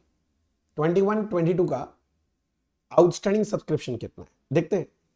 A charitable institute has 250 members with annual subscription 5,000 each. तो आपका एनुअल अमाउंट कितना हो जाएगा, 250 मेंबर से 5,000 करके साल भर का मुझे मिलना कितना चाहिए, 250 इंटू 5,000 साल भर का, 250 इंटू 5,000 साल भर का मिलना चाहिए 1,250। इसमें करंट ईयर के लिए कितना मिला है पता कर लो। Subscription receive during 21-22 current year में मिला है 1125, which include 65 and 25 for 2021 and 2023। तो 65 भी इस साल के लिए नहीं मिला, 25 भी इस साल के लिए नहीं मिला। तो इस साल का कितना मिला, 1125 में से 65 और 25 दोनों हटा दिए, तो इस साल में, इस साल के लिए मिला 1035। तो 1250 में से अगर 1035 मिल गया तो कितना मिलना बाकी है, कितना मिलना बाकी है, 2,15,000 मिलना बाकी है। तो आंसर होना चाहिए 2,15,000। वही पूछा था आउटस्टैंडिंग कितना है, ऑप्शन नंबर 3 2,15,000। ठीक ही चल रहा है। नेक्स्ट और क्या बच गया, हाँ अब अगला बोल रहा है ओपनिंग डेटर। ओपनिंग डेटर अगर ये डेटर अकाउंट मान लेते हैं तो ओपनिंग इधर आता है, कलेक्शन, कलेक्शन क्रेडिट साइड में आता है, आपको पता होगा। डिस्काउंट अलाउड भी क्रेडिट साइड में आता है। तो ओपनिंग बोल रहा है 315, कलेक्शन हुआ है 1830 और डिस्काउंट अलाउड बोल रहा है 35 respectively. If the closing debtor were 20% of credit sale, हम बोलते हैं let the credit sale be X. Credit sale तो डेबिट साइड में आता है ना, डेटर टू सेल। तो लोग बोलते हैं जो क्लोजिंग बैलेंस है 20% ऑफ एक्स है, मतलब 0.2x है। Then closing debtor and credit sale का फिगर बताओ। तो मेरा इक्वेशन बन गया ना, आपको पता ना इस साइड का जो टोटल है, इस साइड का जो टोटल है will be equals to this side का टोटल। तो एक इक्वेशन बन गया, आप समझो 3,15,000 इधर में है plus X, this should be equals to उन दोनों का total 1830 plus 1830 plus 35,000 1865 plus 0.2x। ये बन गया इक्वेशन। सॉल्व कर लो अब इक्वेशन सॉल्व करना थोड़ी ना मैं बताऊंगा यार। तो नेट करके इधर उधर करेंगे तो बचेगा 0.8x इज इक्वल्स टू 1550। जल्दी समझ लो, जरूरत पड़े पॉज करके लिख लो। तो x equals to 1550 divided by 0.8x, 0.8 divide by 0.8। तो x का वैल्यू निकल गया मुन्ना, x का वैल्यू निकल गया 1937,500। x मतलब क्लोजिंग डेटा। पहले देख लो 1937,500 कोई ऑप्शन में है क्या, ऑप्शन 3 है। तो दूसरा कैलकुलेट करने का जरूरत ही नहीं है, मिल गया मेरे को 1937,500 वाला ऑप्शन। हो गया सॉल्व। मतलब डेटा अकाउंट बनाया, उससे इक्वेशन बन गया, ये रहा इक्वेशन बन गया, बस काम खत्म। मैं हटाता हूं इसको, नहीं तो मैं सॉल्व नहीं कर पाऊंगा बाकी। अच्छा, in case of a club the excess of expenditure over income, expenditure ज्यादा है तो डेफिसिट आएगा, इज नोन एज सरप्लस, नहीं डेफिसिट बोलते हैं इसको, deficit, deficit. Next gross profit निकालना बोल रहा है। ग्रॉस प्रॉफिट तो एक तो ट्रेडिंग अकाउंट बना लो ना ऐसे टी शेप में। Opening inventory, opening stock debit side में आता है। Purchase less return 11,850, 11,850। Salaries trading में नहीं आता, ग्रॉस प्रॉफिट मांगा है। वेजेस 750 आता है। Commission on purchase direct expense आता है। कैरेज आउटवर्ड पीएल में आता है। सेल्स 24,900 यहां आएगा। क्लोजिंग इन्वेंट्री 3,500 आएगा। Carriage on purchase, carriage inward ये आएगा। बस बोलता है जीपी बताओ। अरे डेबिट क्रेडिट में बैठाना है, कौन सा जो आइटम है उसमें क्या हाथी घोड़ा है बता, है ना। बैलेंस कर, बैलेंस कर, 5000 आ रहा है, तो आंसर आना चाहिए 5000। क्या है? कुछ नहीं है, 5000। कोई ऑप्शन है? 5000 देख लो। ओ नहीं, कौन गया? ओह, पहला ही ऑप्शन तो 5000 है, क्या देख रहे हैं? पहला ऑप्शन है 5000। 75। Find gross profit gross loss, तो फिर से एक ट्रेडिंग बना के खड़े हो जाओ। परचेज डेबिट साइड में 30, सेल क्रेडिट साइड में 15, कैरेज इनवर्ड डेबिट साइड में आएगा, ओपनिंग स्टॉक भी डेबिट साइड का आइटम है। परचेज रिटर्न परचेज से लेस होता है 1000, तो 1000 या तो लेस कर दो डेबिट साइड में या तो क्रेडिट साइड में लिख दो, एक ही बात है। क्लोजिंग स्टॉक 36,000, बस। तो 15 + 1 + 36 -30 -2400 -10,000, तो मेरा जीपी आएगा 9600। ऑप्शन है क्या देखो तो, जीपी 9600। हाँ, ऑप्शन नंबर 3 है, मिल गया, इजी था, 9600। अच्छा नेक्स्ट, ओ क्या निकालने बोला है? कंप्यूट परचेज, ठीक है, ट्रेडिंग बनाना फिर से। ओपनिंग स्टॉक डेबिट साइड में आता है, परचेज निकालने बोलता है, परचेज भी आता है, मेरे को नहीं पता। कैश सेल 120 है, कैश सेल। क्रेडिट सेल 230 है, तो हिसाब से टोटल सेल तो 350 है, सेल पता चल गया। क्लोजिंग स्टॉक 0 है, चलो अच्छा बात है। Selling price is 125% of cost. हाँ, तो सेलिंग प्राइस तो दिया भैया, तो जीपी पहले पता कर लो ना। 125 किसका है? कॉस्ट का है, सेलिंग प्राइस नहीं समझा तुम लोग। सीपी एसपी प्रॉफिट, कॉस्ट 100 है, तो सेलिंग प्राइस ये लोग बोल रहा है 125 ऑफ कॉस्ट है, तो प्रॉफिट कितना है? 25 है ना।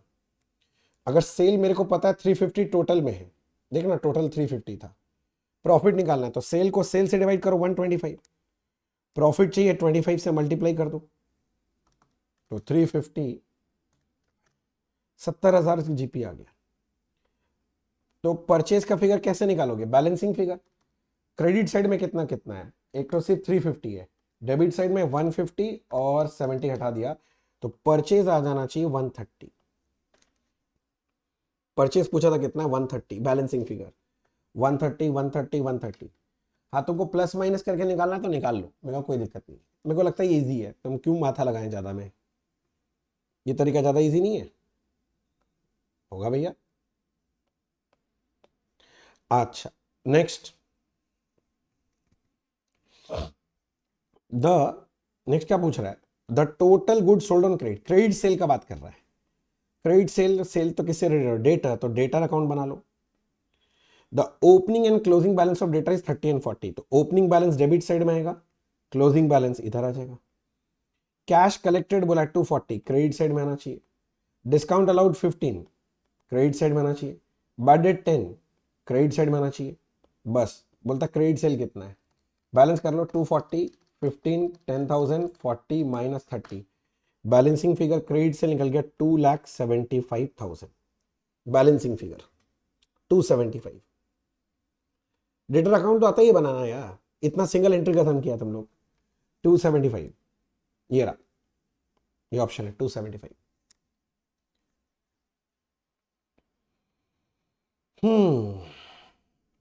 ये सब क्वेश्चन तो क्लास 11 12 का बच्चा भी कर लेगा, तुम लोग के लिए क्यों देता है सब इतना इजी, हमको समझ में नहीं आता।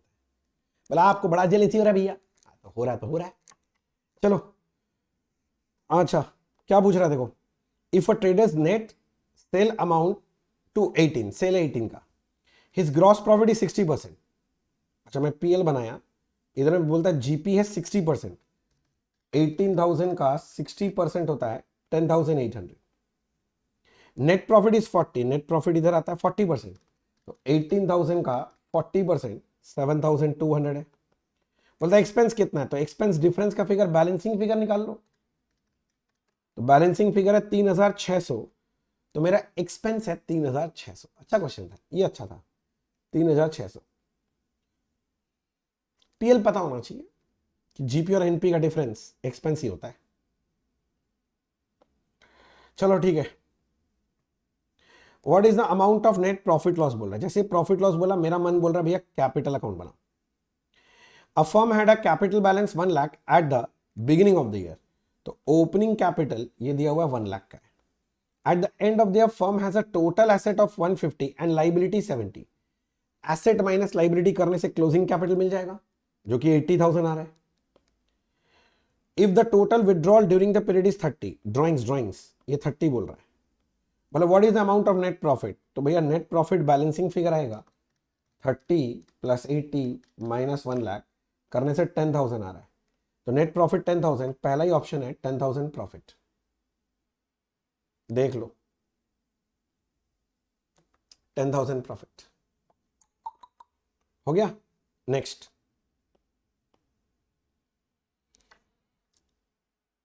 विच of the following is fix asset, कौन सा फिक्स एसेट है? Plant and machinery yes, stock no, तो आगे पढ़ने का जरूरत नहीं है.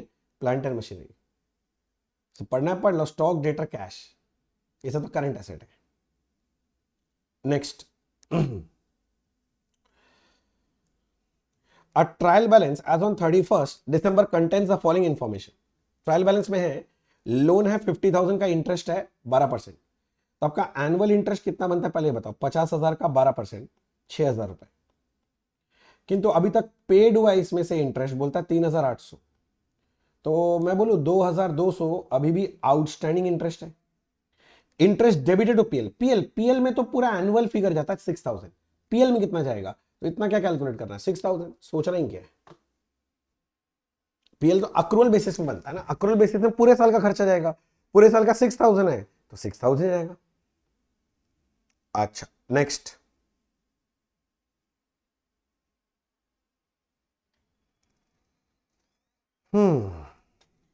Find out the amount drawn by B for his personal expense. मतलब ड्राइंग्स निकालने के लिए बोल रहा है. जैसे ड्राइंग्स बोल रहा है तो मेरा मन हो रहा है कि कैपिटल अकाउंट बनाओ. The closing capital of x is 4 lakh. तो क्लोजिंग कैपिटल बोल दिया इधर 4 लाख है. ऑन 1/4 हिज कैपिटल वाज 350, तो ओपनिंग कैपिटल था 350. His net profit for the year was 1 lakh, तो नेट प्रॉफिट भी दे रखा है 1 लाख है. ही इंट्रोड्यूस 30,000 एज एडिशनल कैपिटल, तो एडिशनल कैपिटल 30 है. अमाउंट विदड्रॉन मतलब ड्राइंग्स का फिगर बोल रहा है, तो ये बैलेंसिंग फिगर निकाल लो. 350 plus 1 lakh plus 30 minus 4 lakh, 80,000 का ड्राइंग्स होना चाहिए बैलेंसिंग फिगर.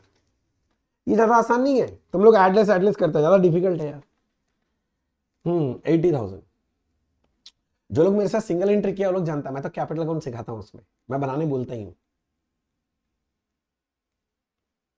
इसीलिए तो बोलते हैं बहुत सारा बच्चा लोग सोचता था क्यों करवाता है आदमी, ये सब दिन के लिए कराता हूं नालायक. चलो नेक्स्ट 83, बस खत्म होने वाला है, थोड़ा सा और है, 40 और है बस. In case of club the excess of expenditure over income. Expenditure ज्यादा है ना तो डेफिसिट. अभी तो आया था एक क्वेश्चन, रिपीट कर दिया. Donation receive for specific purpose, ये कैपिटल रिसिप्ट होता है. Donation receipt specific purpose, asset, liability, revenue नहीं, capital receipt. Which of the following is mainly prepared at the time of dissolution of the firm? Dissolution पक्का बनता है realisation account. Revaluation नहीं बनता, goodwill नहीं बनता, रियलाइजेशन बनता है. Realisation.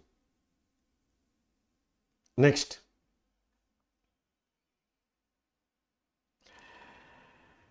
What will be interest on capital of X and Y. X Y बोला मतलब पार्टनर लोग का इंटरेस्ट ऑन कैपिटल. ठीक है, X and Y partner with capital 50 and 30 respectively. ठीक है, इंटरेस्ट पेबल 10% है.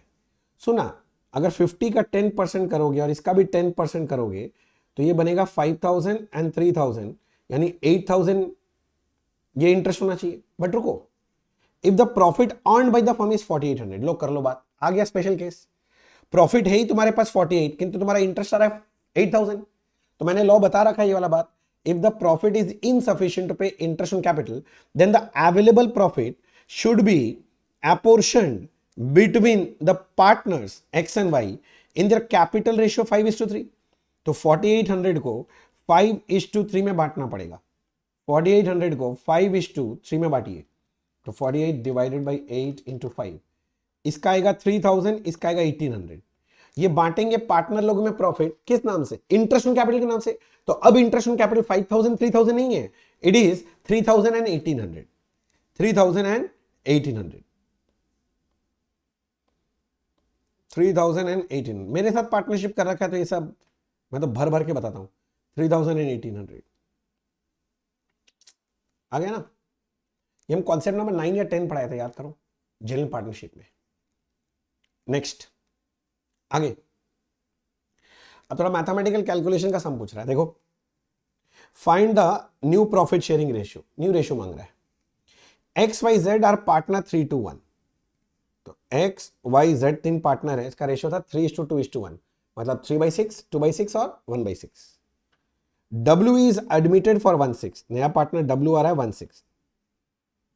Z will return is original share, Z का ओरिजिनल कितना था 1/6, तो Z अभी भी 1/6 रखेगा, तो बचा कितना 4/6।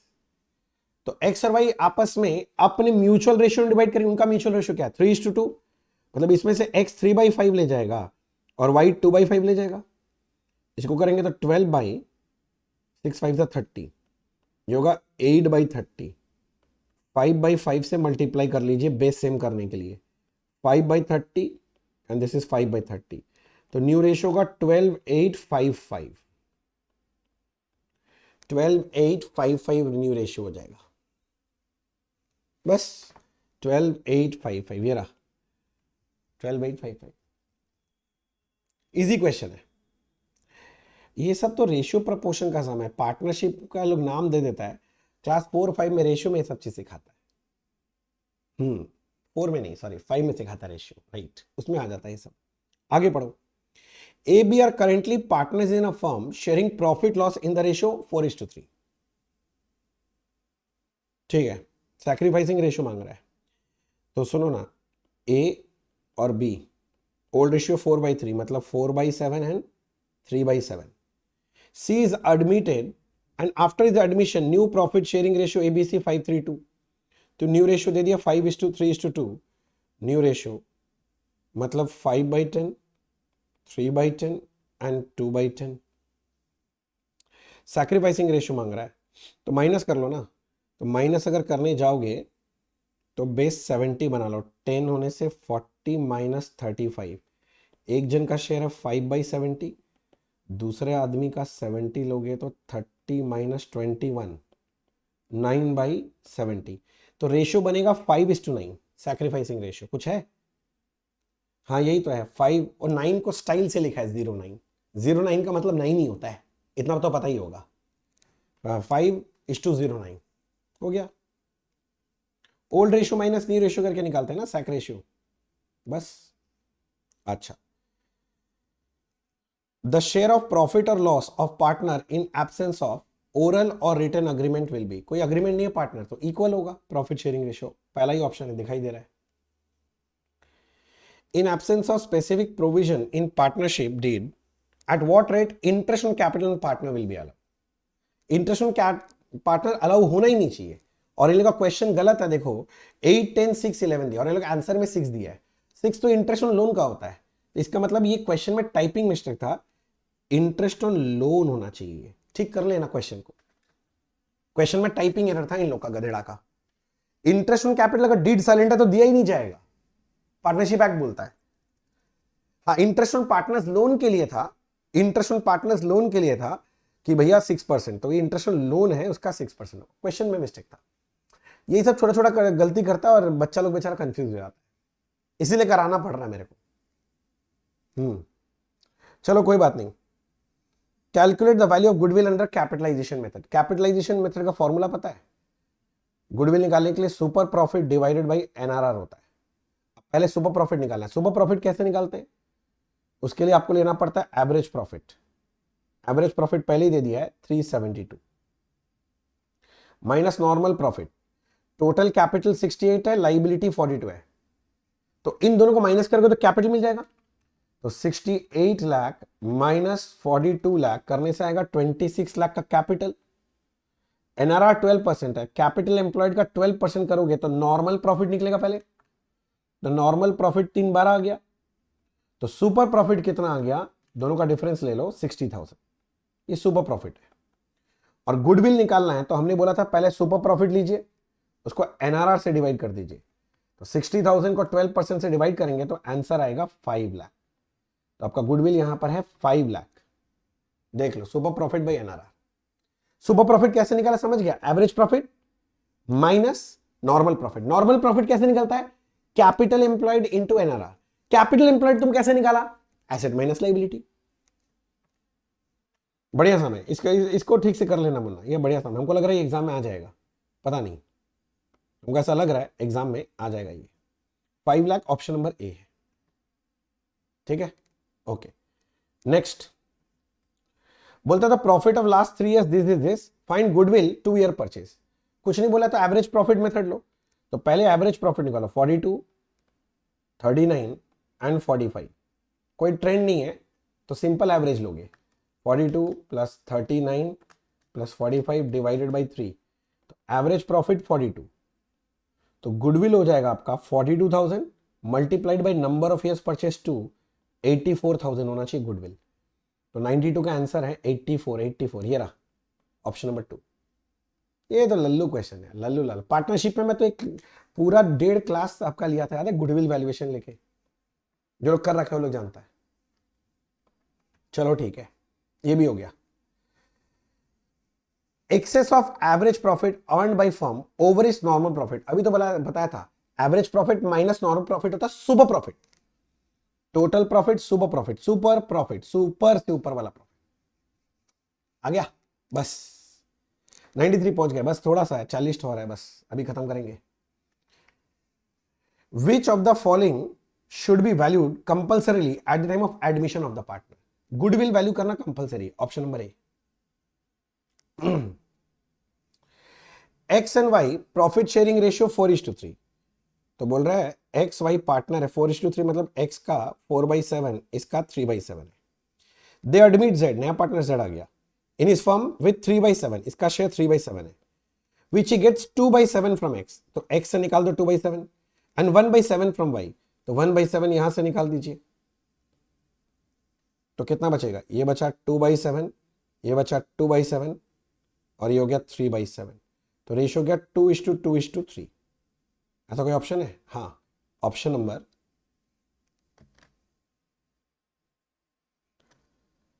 2, 2:2:3, 2:2:3, 2:2:3, ठीक है। Okay next, how much C will sacrifice. C का सैक्रिफाइस पूछ रहा है, निकाल देंगे यार, रुको ना। A B C D 4 partner दिया है, sharing profit loss equally, equally मतलब 1/4, 1/4, 1/4 and 1/4। They change their profit sharing ratio 2:1:1, तो नया रेशियो हो गया 2/6, 2/6, 1/6 और 1/6। सी कितना सैक्रिफाइस करता हूं? 1/4 माइनस 1/6 कर लो, 6 12 बेस ले लो, 4 3 is 12, 2, तो 1/12 आ रहा है, तो सी सैक्रिफाइस करेगा 1/12, ठीक है। 1/12 ऐसा कोई ऑप्शन है? जरा देखो तो मुन्ना, ऐसा कोई ऑप्शन 1/12? हाँ ये रहा, ऑप्शन नंबर 2 में ही आ गया। अच्छा चलो, एक दो तो अच्छा क्वेश्चन मिल रहा है। अब ये सब थोड़ा सा कैलकुलेशन का है, थोड़ा टाइम लगेगा, तो लगेगा, तुमको क्या, सबको लगेगा, बात समझ रहे हैं ना। चलो आगे, calculate the amount of goodwill. X and Y partners in a firm with capital 18 and 20। Capital दे रहा है मतलब ये लोग हिडन गुडविल निकालने बोल रहा है। Z was admitted 1/3 share profit and brings 24,000 as capital। तो Z को बेस मान लो, उसको बेस मान के आपका फुल कैपिटल कितना होना चाहिए? अगर वो 24,000 ला रहा है 1/3 के लिए, तो इंटू 3/1 कर लीजिए। 24 इंटू 3/1 करने से आता है 24 इंटू 3/1 72,000। इससे हमारा प्रेजेंट कैपिटल माइनस कर दीजिए, विच इज 18,000 था एक जन का, दूसरे का 20 और नया वाला का था 24। याद है ना, कैपिटल बेस माइनस करना पड़ता है। 18 + 20 + 24, ये 62 माइनस कर दिया तो हिडन गुडविल आएगा 10,000। 97 का आंसर 10,000 का ही है। हाँ, ऑप्शन नंबर डी 10 है, हिडन गुडविल 10। ये भी कराया भाई यार, याद करो क्लास में जो लोग कर रखे हो। मैं तो प्रॉपर पूरा स्टेप्स लिख लिख के सिखाया था ये सब। अब एमसीक्यू में थोड़ी ना लिखने का है कुछ। चलो नेक्स्ट, 97 हो गया, आगे बढ़ो। ABC partners share profit loss equally, equal था, ठीक है।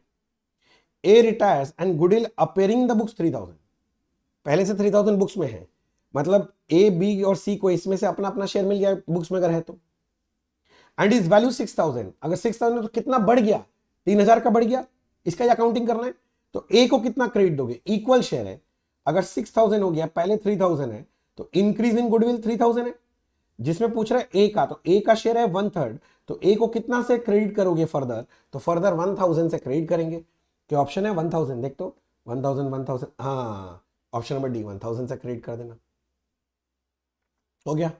Next,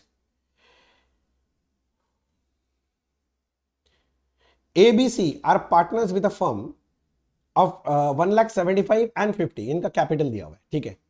on C's retirement his share is acquired by A and B in 6:4, C retire कर गया था तो उसका शेयर कौन ले लिया, ए और बी, गेन किया कौन से रेशियो में, 6:4, मतलब इनका गेनिंग रेशियो ही है यार, कैलकुलेट गेनिंग रेशियो, अरे यही तो है 6:4, और जिसको थोड़ा मैथ्स आता है 6:4 को रिड्यूस करोगे मतलब 3:2, ज्यादा स्टाइल से बोलना है तो 3:2, तो देख लो 6:4 या 3:2 जो भी ऑप्शन है करेक्ट है, 3:2 पहले ही मिल गया यार, बस आगे क्या देखना है, बस सिंपल दिया हुआ है क्वेश्चन में, आंसर दिया हुआ है। Next, ABC are partner sharing profit in the ratio 2:1, ठीक है। On retirement of B goodwill was value 30,000, अच्छा, find contribution of A and C to B, अच्छा, सुनो ना, पुराने पार्टनर कौन है, ABC, पहले गुडविल को ओल्ड रेशियो में बांट, गुडविल 30 को ओल्ड रेशियो में बांटोगे 2:2:1, 2:2:1 करोगे अगर, तो ये आएगा 12,000, 6,000। On retirement of B retire कर गया तो कौन बचेगा, ए और सी, तो ए और सी का रेशियो क्या होगा आपस में, ए और सी का रेशियो 2:1 होगा, कुछ नहीं बोलेगा तो 2:1 में अब आप गुडविल को बांटोगे तो ये आ जाएगा 20 and 10, तो ए कंट्रीब्यूट करेगा 8,000 और सी कंट्रीब्यूट करेगा 4,000, बस जो लोग गुडविल कर रखे हैं लोग जानता है ये तरीका मेरा, 8,000 4,000, कोई ऑप्शन है, यस ऑप्शन नंबर 2, 8,000 4,000, यस, आसान तरीका। हाँ बहुत सारा बच्चा लोग अभी बैठ के पहले रेशियो निकालेगा फिर सॉल्व करेगा, करते रहो भाई तुम लोग। Next, ABC are partner sharing profit loss in the ratio 2:1, ठीक है। सी डाइड ऑन 31 मार्च, बहुत अच्छा बात है, सी का शेयर था 1/5, the profit of financial year 31 मार्च बोला 64, इस साल का 64 है, share of disease partner in profit, तो प्रॉफिट अगर 64 है और सी का शेयर 1/5 है तो बस उसका 1/5 शेयर होगा, 64 का 1/5 कितना होता है 12,800, तो उसका शेयर होगा 12,800, ये रहा 12,800, ठीक है।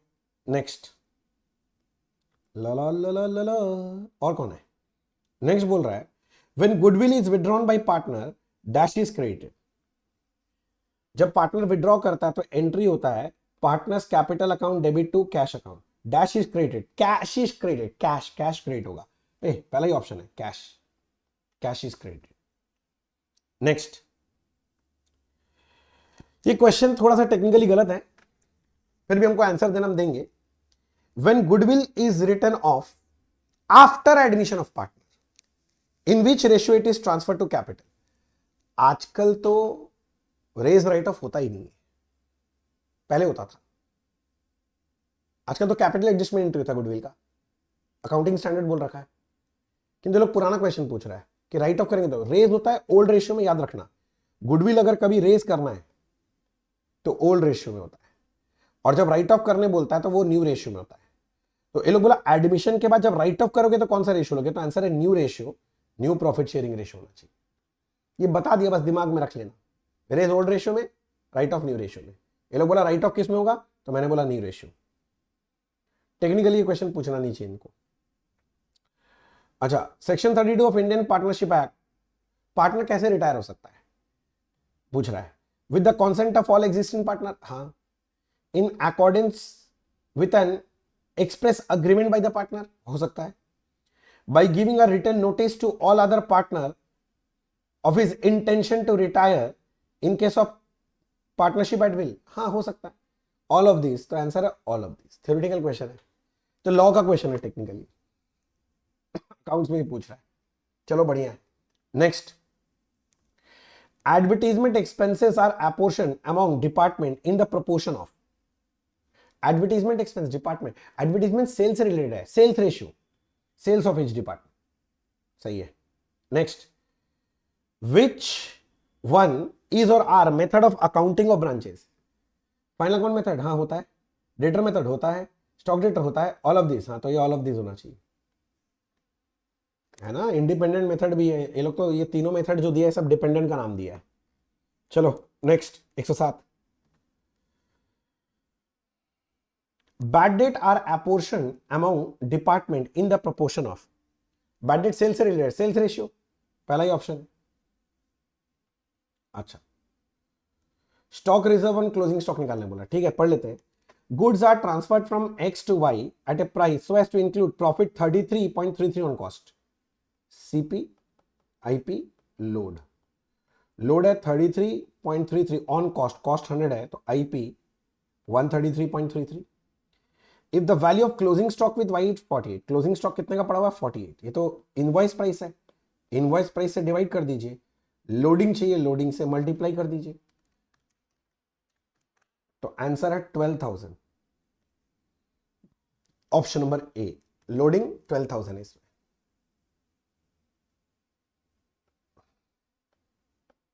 Next, goods are sent to branch at cost plus 25, loading on invoice price कितना है, अरे सीपी आईपी लोड, ये लोग बोला था 25% लोड है ऑन कॉस्ट, कॉस्ट 100 है, आईपी कितना हो जाएगा 125, ये लोग बोल रहे हैं लोड ऑन इनवॉइस प्राइस कितना होगा, तो लोड 25 है, इनवॉइस प्राइस 125, परसेंटेज निकालना है क्या, तो 20% ऑन इनवॉइस प्राइस होना चाहिए, 20%, यही तो ऑप्शन नंबर ए। ये क्वेश्चन बहुत रिपीट होता है, करके जाना ठीक से। अब बैठ बैठ के मैथ्स कैलकुलेट करना है, इतना तो तुम कर ही लेगा, छोड़ो जी।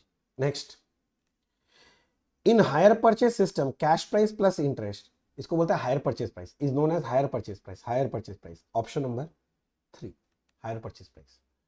Okay, excess of hire purchase price over cash price, बोला hire purchase price minus cash price क्या होता है, ये इंटरेस्ट होता है, और क्या, इंस्टॉलमेंट नहीं, कैश डाउन नहीं, इंटरेस्ट, यस इंटरेस्ट होता है, ठीक। नेक्स्ट, क्या पूछा है, the interest amount, the amount of interest included in first installment, first installment में कितना है, ठीक है। KCS purchase the machine from JPS hire purchase system whose cash price is 864, cash price मिल गया, 216 being paid on delivery, delivery मतलब down payment है 216, and balance in 3 annual instalment 288, instalment बोलता है 3 तो इक्वल इंस्टॉलमेंट है, 288 इंटू 3, 288 इंटू 3 करोगे तो 864, और ये डाउन पेमेंट भी जोड़ लिया 216, तो ये हो गया 10,80,000, इसको हम लोग बोलते हैं एचपीपी, हायर परचेज प्राइस, ठीक है। और वही बोला इंटरेस्ट बोलो, सुनो एचपीपी इतना है, कैश प्राइस कितना था 864, तो दोनों का डिफरेंस जो है उसको हम लोग इंटरेस्ट बोलते हैं, 1080 माइनस 864, इंटरेस्ट 216 है। और रूल क्या है, जब शॉर्टकट क्या है कि जब आपका इंस्टॉलमेंट इक्वल होता है, तो ईयर 1 2 3 है, 3 ईयर है ना, तो रेशियो उल्टा लेना, तीन इंस्टॉलमेंट है तो 3:2:1 के रेशियो में इंटरेस्ट को तोड़ देना, तो पहला साल का सिर्फ इंटरेस्ट मांगा है, तो मैं बोलूंगा टोटल इंटरेस्ट था 216, तो पहला साल का इंटरेस्ट होगा इंटू 3/6, समझ रहे हैं ना, 3/6 किया तो आएगा 1,08,000, तो पहला साल कितना इंटरेस्ट है, तो शॉर्टकट है 1,08,000। मैं अगर 4 इक्वल इंस्टॉलमेंट बोलता तो रेशियो था 4:3:1, मैं 5 इक्वल इंस्टॉलमेंट बोले 5:4:3:1। चलो कुछ मिला सीखने को ना, जैसे ही कराया वैसे ही पैसा, जो लोग मेरा पहला वीडियो सब देख के रखा होगा, कहाँ गया मेरा सम, ये रहा 1,08,000 का है, 3, ऑप्शन नंबर 3 है। Next, head office invoice goods to branch at 10% less than catalogue price, सुना, एक कॉस्ट प्राइस होता है, एक मेरे को मिला कैटलॉग प्राइस, ठीक है, विच इज कॉस्ट प्लस 20, अच्छा इनवॉइस प्राइस आ गया, तो कॉस्ट अगर 100 है, इसमें 20 जोड़ा 120 बना कैटलॉग प्राइस, और इनवॉइस प्राइस बोल रहा -10% करने के लिए, तो 108। If the total invoice price of goods during their is 432 invoice price दिया है, कॉस्ट कितना है, तो भैया इनवॉइस प्राइस को इनवॉइस प्राइस 108 से डिवाइड कीजिए, कॉस्ट चाहिए तो 100 से मल्टीप्लाई कर लीजिए, तो 432 करके देखो ये आएगा 4 लाख, पहला ही ऑप्शन है 4 लाख, तो cost price of the goods is 4 lakh. इस तरह का कैलकुलेशन वाला सम बहुत पूछा है इस बार। तुम्हारा अगर कैलकुलेशन वीक है ना, तो मेरा एक वीडियो डाला हुआ है यूट्यूब में मैथ्स ट्रिक बोल के, वो देख लेना, 10-15 मिनट का है, तो ठीक हो जाएगा तुम्हारा मैथ्स। अभी मैं मैथ के नहीं समझा पाऊंगा बेटा, मुश्किल हो जाएगा ना। ओके, बाकी लोग मेरे को डांटेगा, तुम समझ रहे हैं ना, हाँ, कि भैया क्या करने बैठ गए।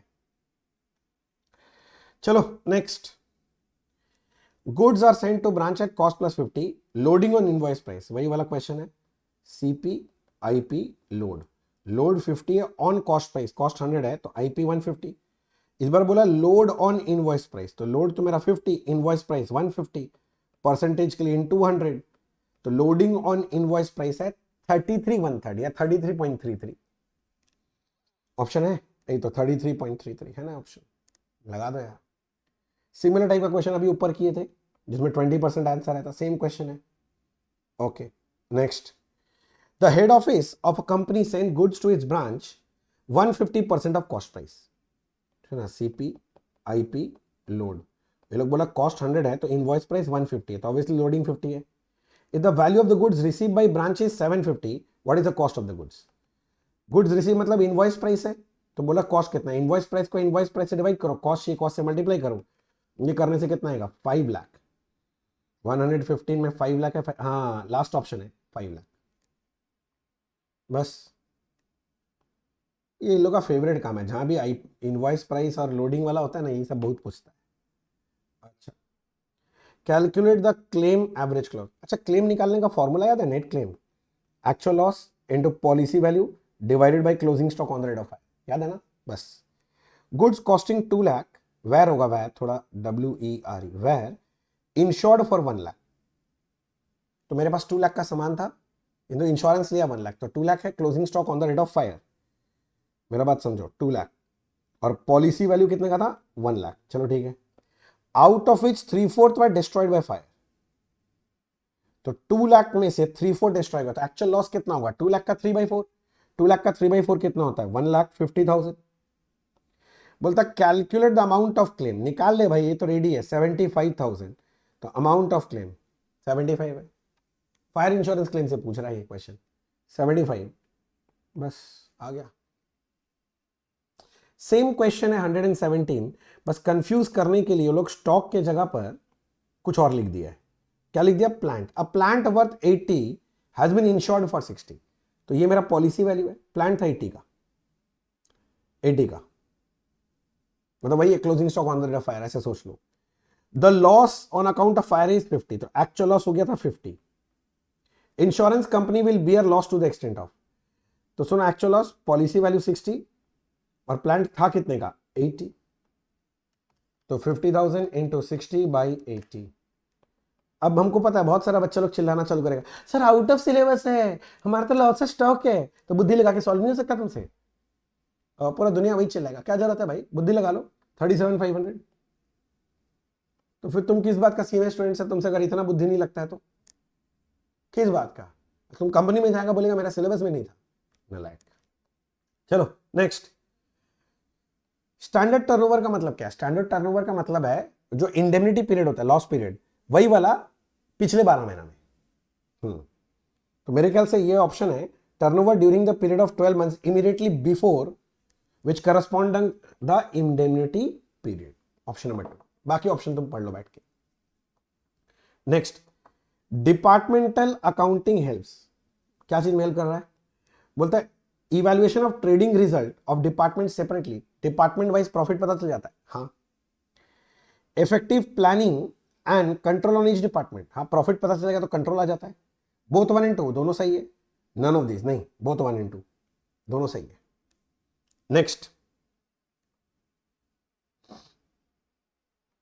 If M transfer goods to N at a price of 50% above cost, जैसे बोला 50% अबव कॉस्ट, हम लिख रहे हैं CP IP loading, loading 50% above cost, cost 100 तो IP 150. What will be, well नहीं हो सकता भाई, will, what will be the amount of stock reserve on unsold stock worth 9000 with N, stock पड़ा हुआ 9000 का, बोलता है इसमें स्टॉक रिजर्व कितना है, आईपी को आईपी से डिवाइड कीजिए, लोड चाहिए मल्टीप्लाई कीजिए, तो इसमें स्टॉक रिजर्व है 3000. डाउट? 120 क्वेश्चन हो गए, ओनली 24 क्वेश्चन और लेफ्ट है शायद, देखे तो एक बार. हाँ 24 क्वेश्चन ओनली है, बस कर लो ना, तुम्हारा मार्क्स सिक्योर हो जाएगा यार. थोड़ा सा कितना कम टाइम में करा दे रहा हूं, 1.5 से 2 घंटा में अगर पूरा एमसीक्यू कवर हो गया तो और क्या चाहिए तुमको भाई, 30 नंबर मिलेगा तुमको एग्जाम में. While treating the abnormal loss under stock data system of maintaining branch accounts,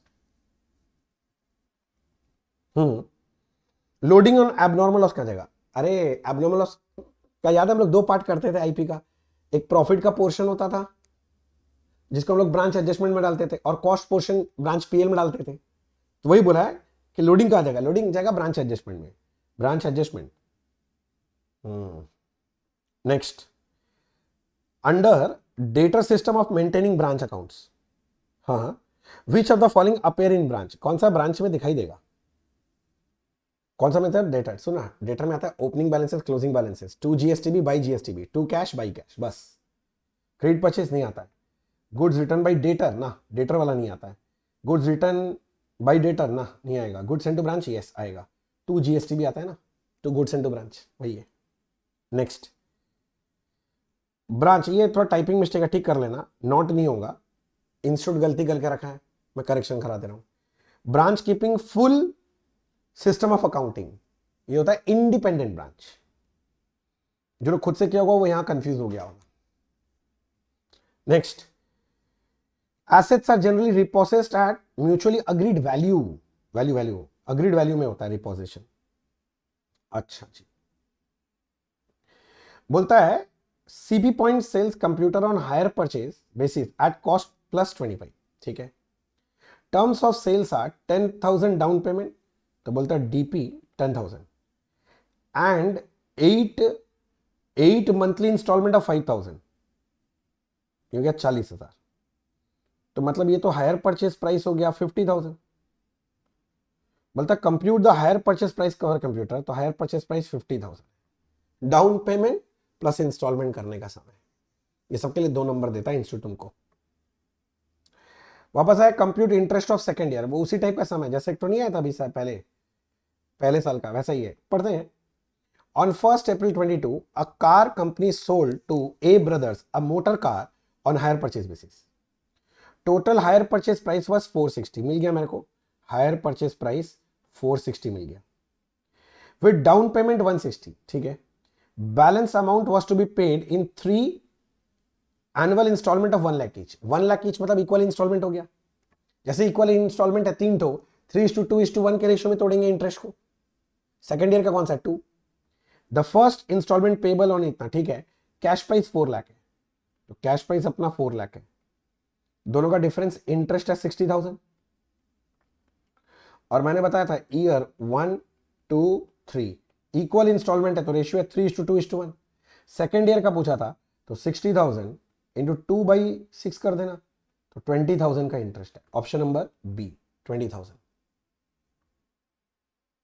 देख लो, पहला वाला में वो फर्स्ट इंस्टॉलमेंट का इंटरेस्ट, अब सेकंड रिवाइज हो गया.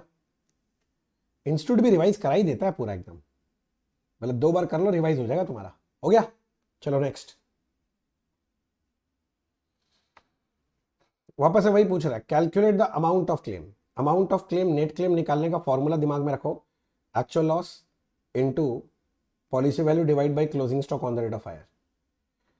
इन January a firm took a insurance policy of 60 lakh to insure the goods in godown against fire. 60 lakh policy value है, सब्जेक्ट टू एवरेज क्लॉज, ठीक है. On 7 March fire broke out destroying goods costing 44, actual loss दे दिया 44. Stock in godown was estimated 80, closing stock on the rate of fire, बस मांग लिया.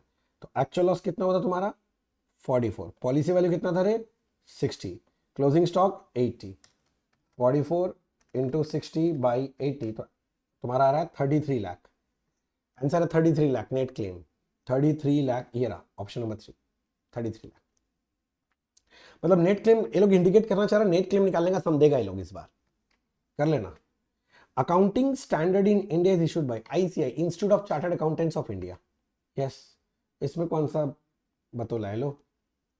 Next, as per AS10 property plant and equipment and enterprise holding investment property should value, investment property किसमें, AS10 दो model दिया, cost model और revaluation model. देखो कौन सा ऑप्शन है, कॉस्ट मॉडल नहीं है, रिवैल्यूएशन भी नहीं, कॉस्ट भी नहीं है, रिवैल्यूएशन नहीं, कॉस्ट मॉडल ये ऑप्शन है, यूजिंग कॉस्ट मॉडल। जो लोग मेरे साथ AS10 पढ़ा वो लोग जानता है, मैं तो वीडियो बना के यूट्यूब में भी डाल के रखा हूँ क्विक रिवीजन के लिए, आधा घंटा का वीडियो है, देख लो सब लिखा हुआ इसमें, नोट्स भी मैंने शेयर कर दिया था, उसमें लिंक दिया हुआ है। As per AS16 all the following are qualifying except manufacturing plants and power generation, हाँ है, inventories that require substantial period of time, हाँ ये क्वालिफाइंग एसेट है।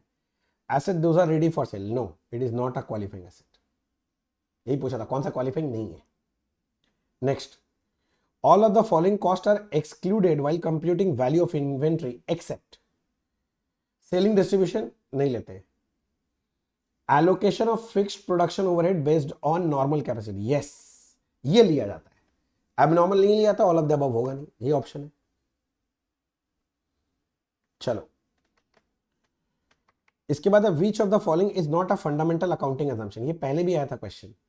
फंडामेंटल अकाउंटिंग असम्पशन तीन होता है, गोइंग कंसर्न, कंसिस्टेंसी, अक्रूअल, इन तीनों को छोड़ के कौन सा है, मटेरियलिटी मिल गया मेरे को ये, हाँ उसमें भी ऑप्शन मटेरियलिटी था पर ऑप्शन 4 था वो शायद।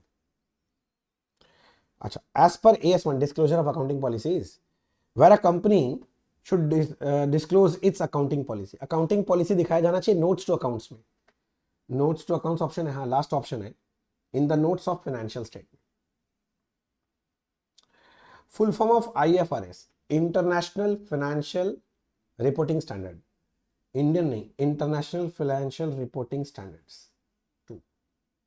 Next, areas involving different accounting policies by different enterprise is or are, valuation of inventories, हाँ फीफो लीफो बहुत सारा है, इनटेंजिबल एसेट, हाँ यहां पर भी अलग अलग मॉडल है, recognition of profit on long term contracts, हाँ हाँ एक कंप्लीटेड मेथड, कंप्लीशन मेथड है, all of this, yes all of this,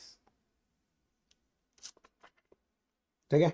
next, oh AS22 का क्वेश्चन है, deferred tax, an entity has acquired an asset costing 1 lakh for production of certain items to be sold by, ठीक है, it is deductible equally 2 years in the books of accounts, तो accounts के books में depreciation equally होगा 50-50, first year 50, second year 50 का depreciation, it is deductible equally हो गया। इन tax law 75 is deductible in year 1 and balance in year 2, मतलब सुनना, year 1 में अकाउंट्स में 50 का डेप्रिशिएशन चार्ज होगा, किंतु ईयर 1 में टैक्स में 75 का डेप्रिशिएशन चार्ज होगा, किंतु ईयर 2 का अगर बात करोगे, ईयर 2 का तो अकाउंट्स में चार्ज होगा 50 पर आगे जाके टैक्स में चार्ज होगा ओनली 25, बात समझ गया। अच्छा, टैक्स 10% है इन ईयर 2 एंटिटी शुड, ईयर 2 में क्या होगा, ईयर 1 में तुम देखो ना, ईयर 1 में अकाउंट्स में डेप्रिसिएशन 50 है पर टैक्स में 75 है, टैक्स में अगर मैं डेप्रिसिएशन ज्यादा चार्ज कर दिया तो टैक्सेबल प्रॉफिट इस साल कम है, अगर इस साल कम है तो आने वाले सालों में मेरा प्रॉफिट ज्यादा होगा, प्रॉफिट ज्यादा होगा फ्यूचर में तो टैक्स ज्यादा देना पड़ेगा, तो आज मैं डेफर्ड टैक्स लायबिलिटी क्रिएट करूंगा ईयर 1 में, तो ईयर 2 में क्या होगा, reversal of deferred tax liability होगा, तो आंसर होना चाहिए reversal of deferred tax liability, ये रहा reversal of deferred tax liability. Amount निकालना निकाल लो, उसमें क्या है, सब में 2500 ऑप्शन दिया है, दिमाग नहीं लगाना उनके लिए, नहीं तो इन दोनों का डिफरेंस इंटू 10% वही तो है डेफर्ड टैक्स लायबिलिटी। अच्छा, as per AS22 an example of permanent difference, permanent difference, exempted income permanent है, सॉरी, डिसअलाउड एक्सपेंस भी परमानेंट है, एनहांस डिडक्शन भी परमानेंट है, ऑल ऑफ दिस होना चाहिए, सारे परमानेंट का एग्जांपल दिया है। अगर नहीं पता है ये सब तो AS22 का मेरा वीडियो बना के डाला हुआ है यूट्यूब में, देख लेना, उसमें सब समझाया।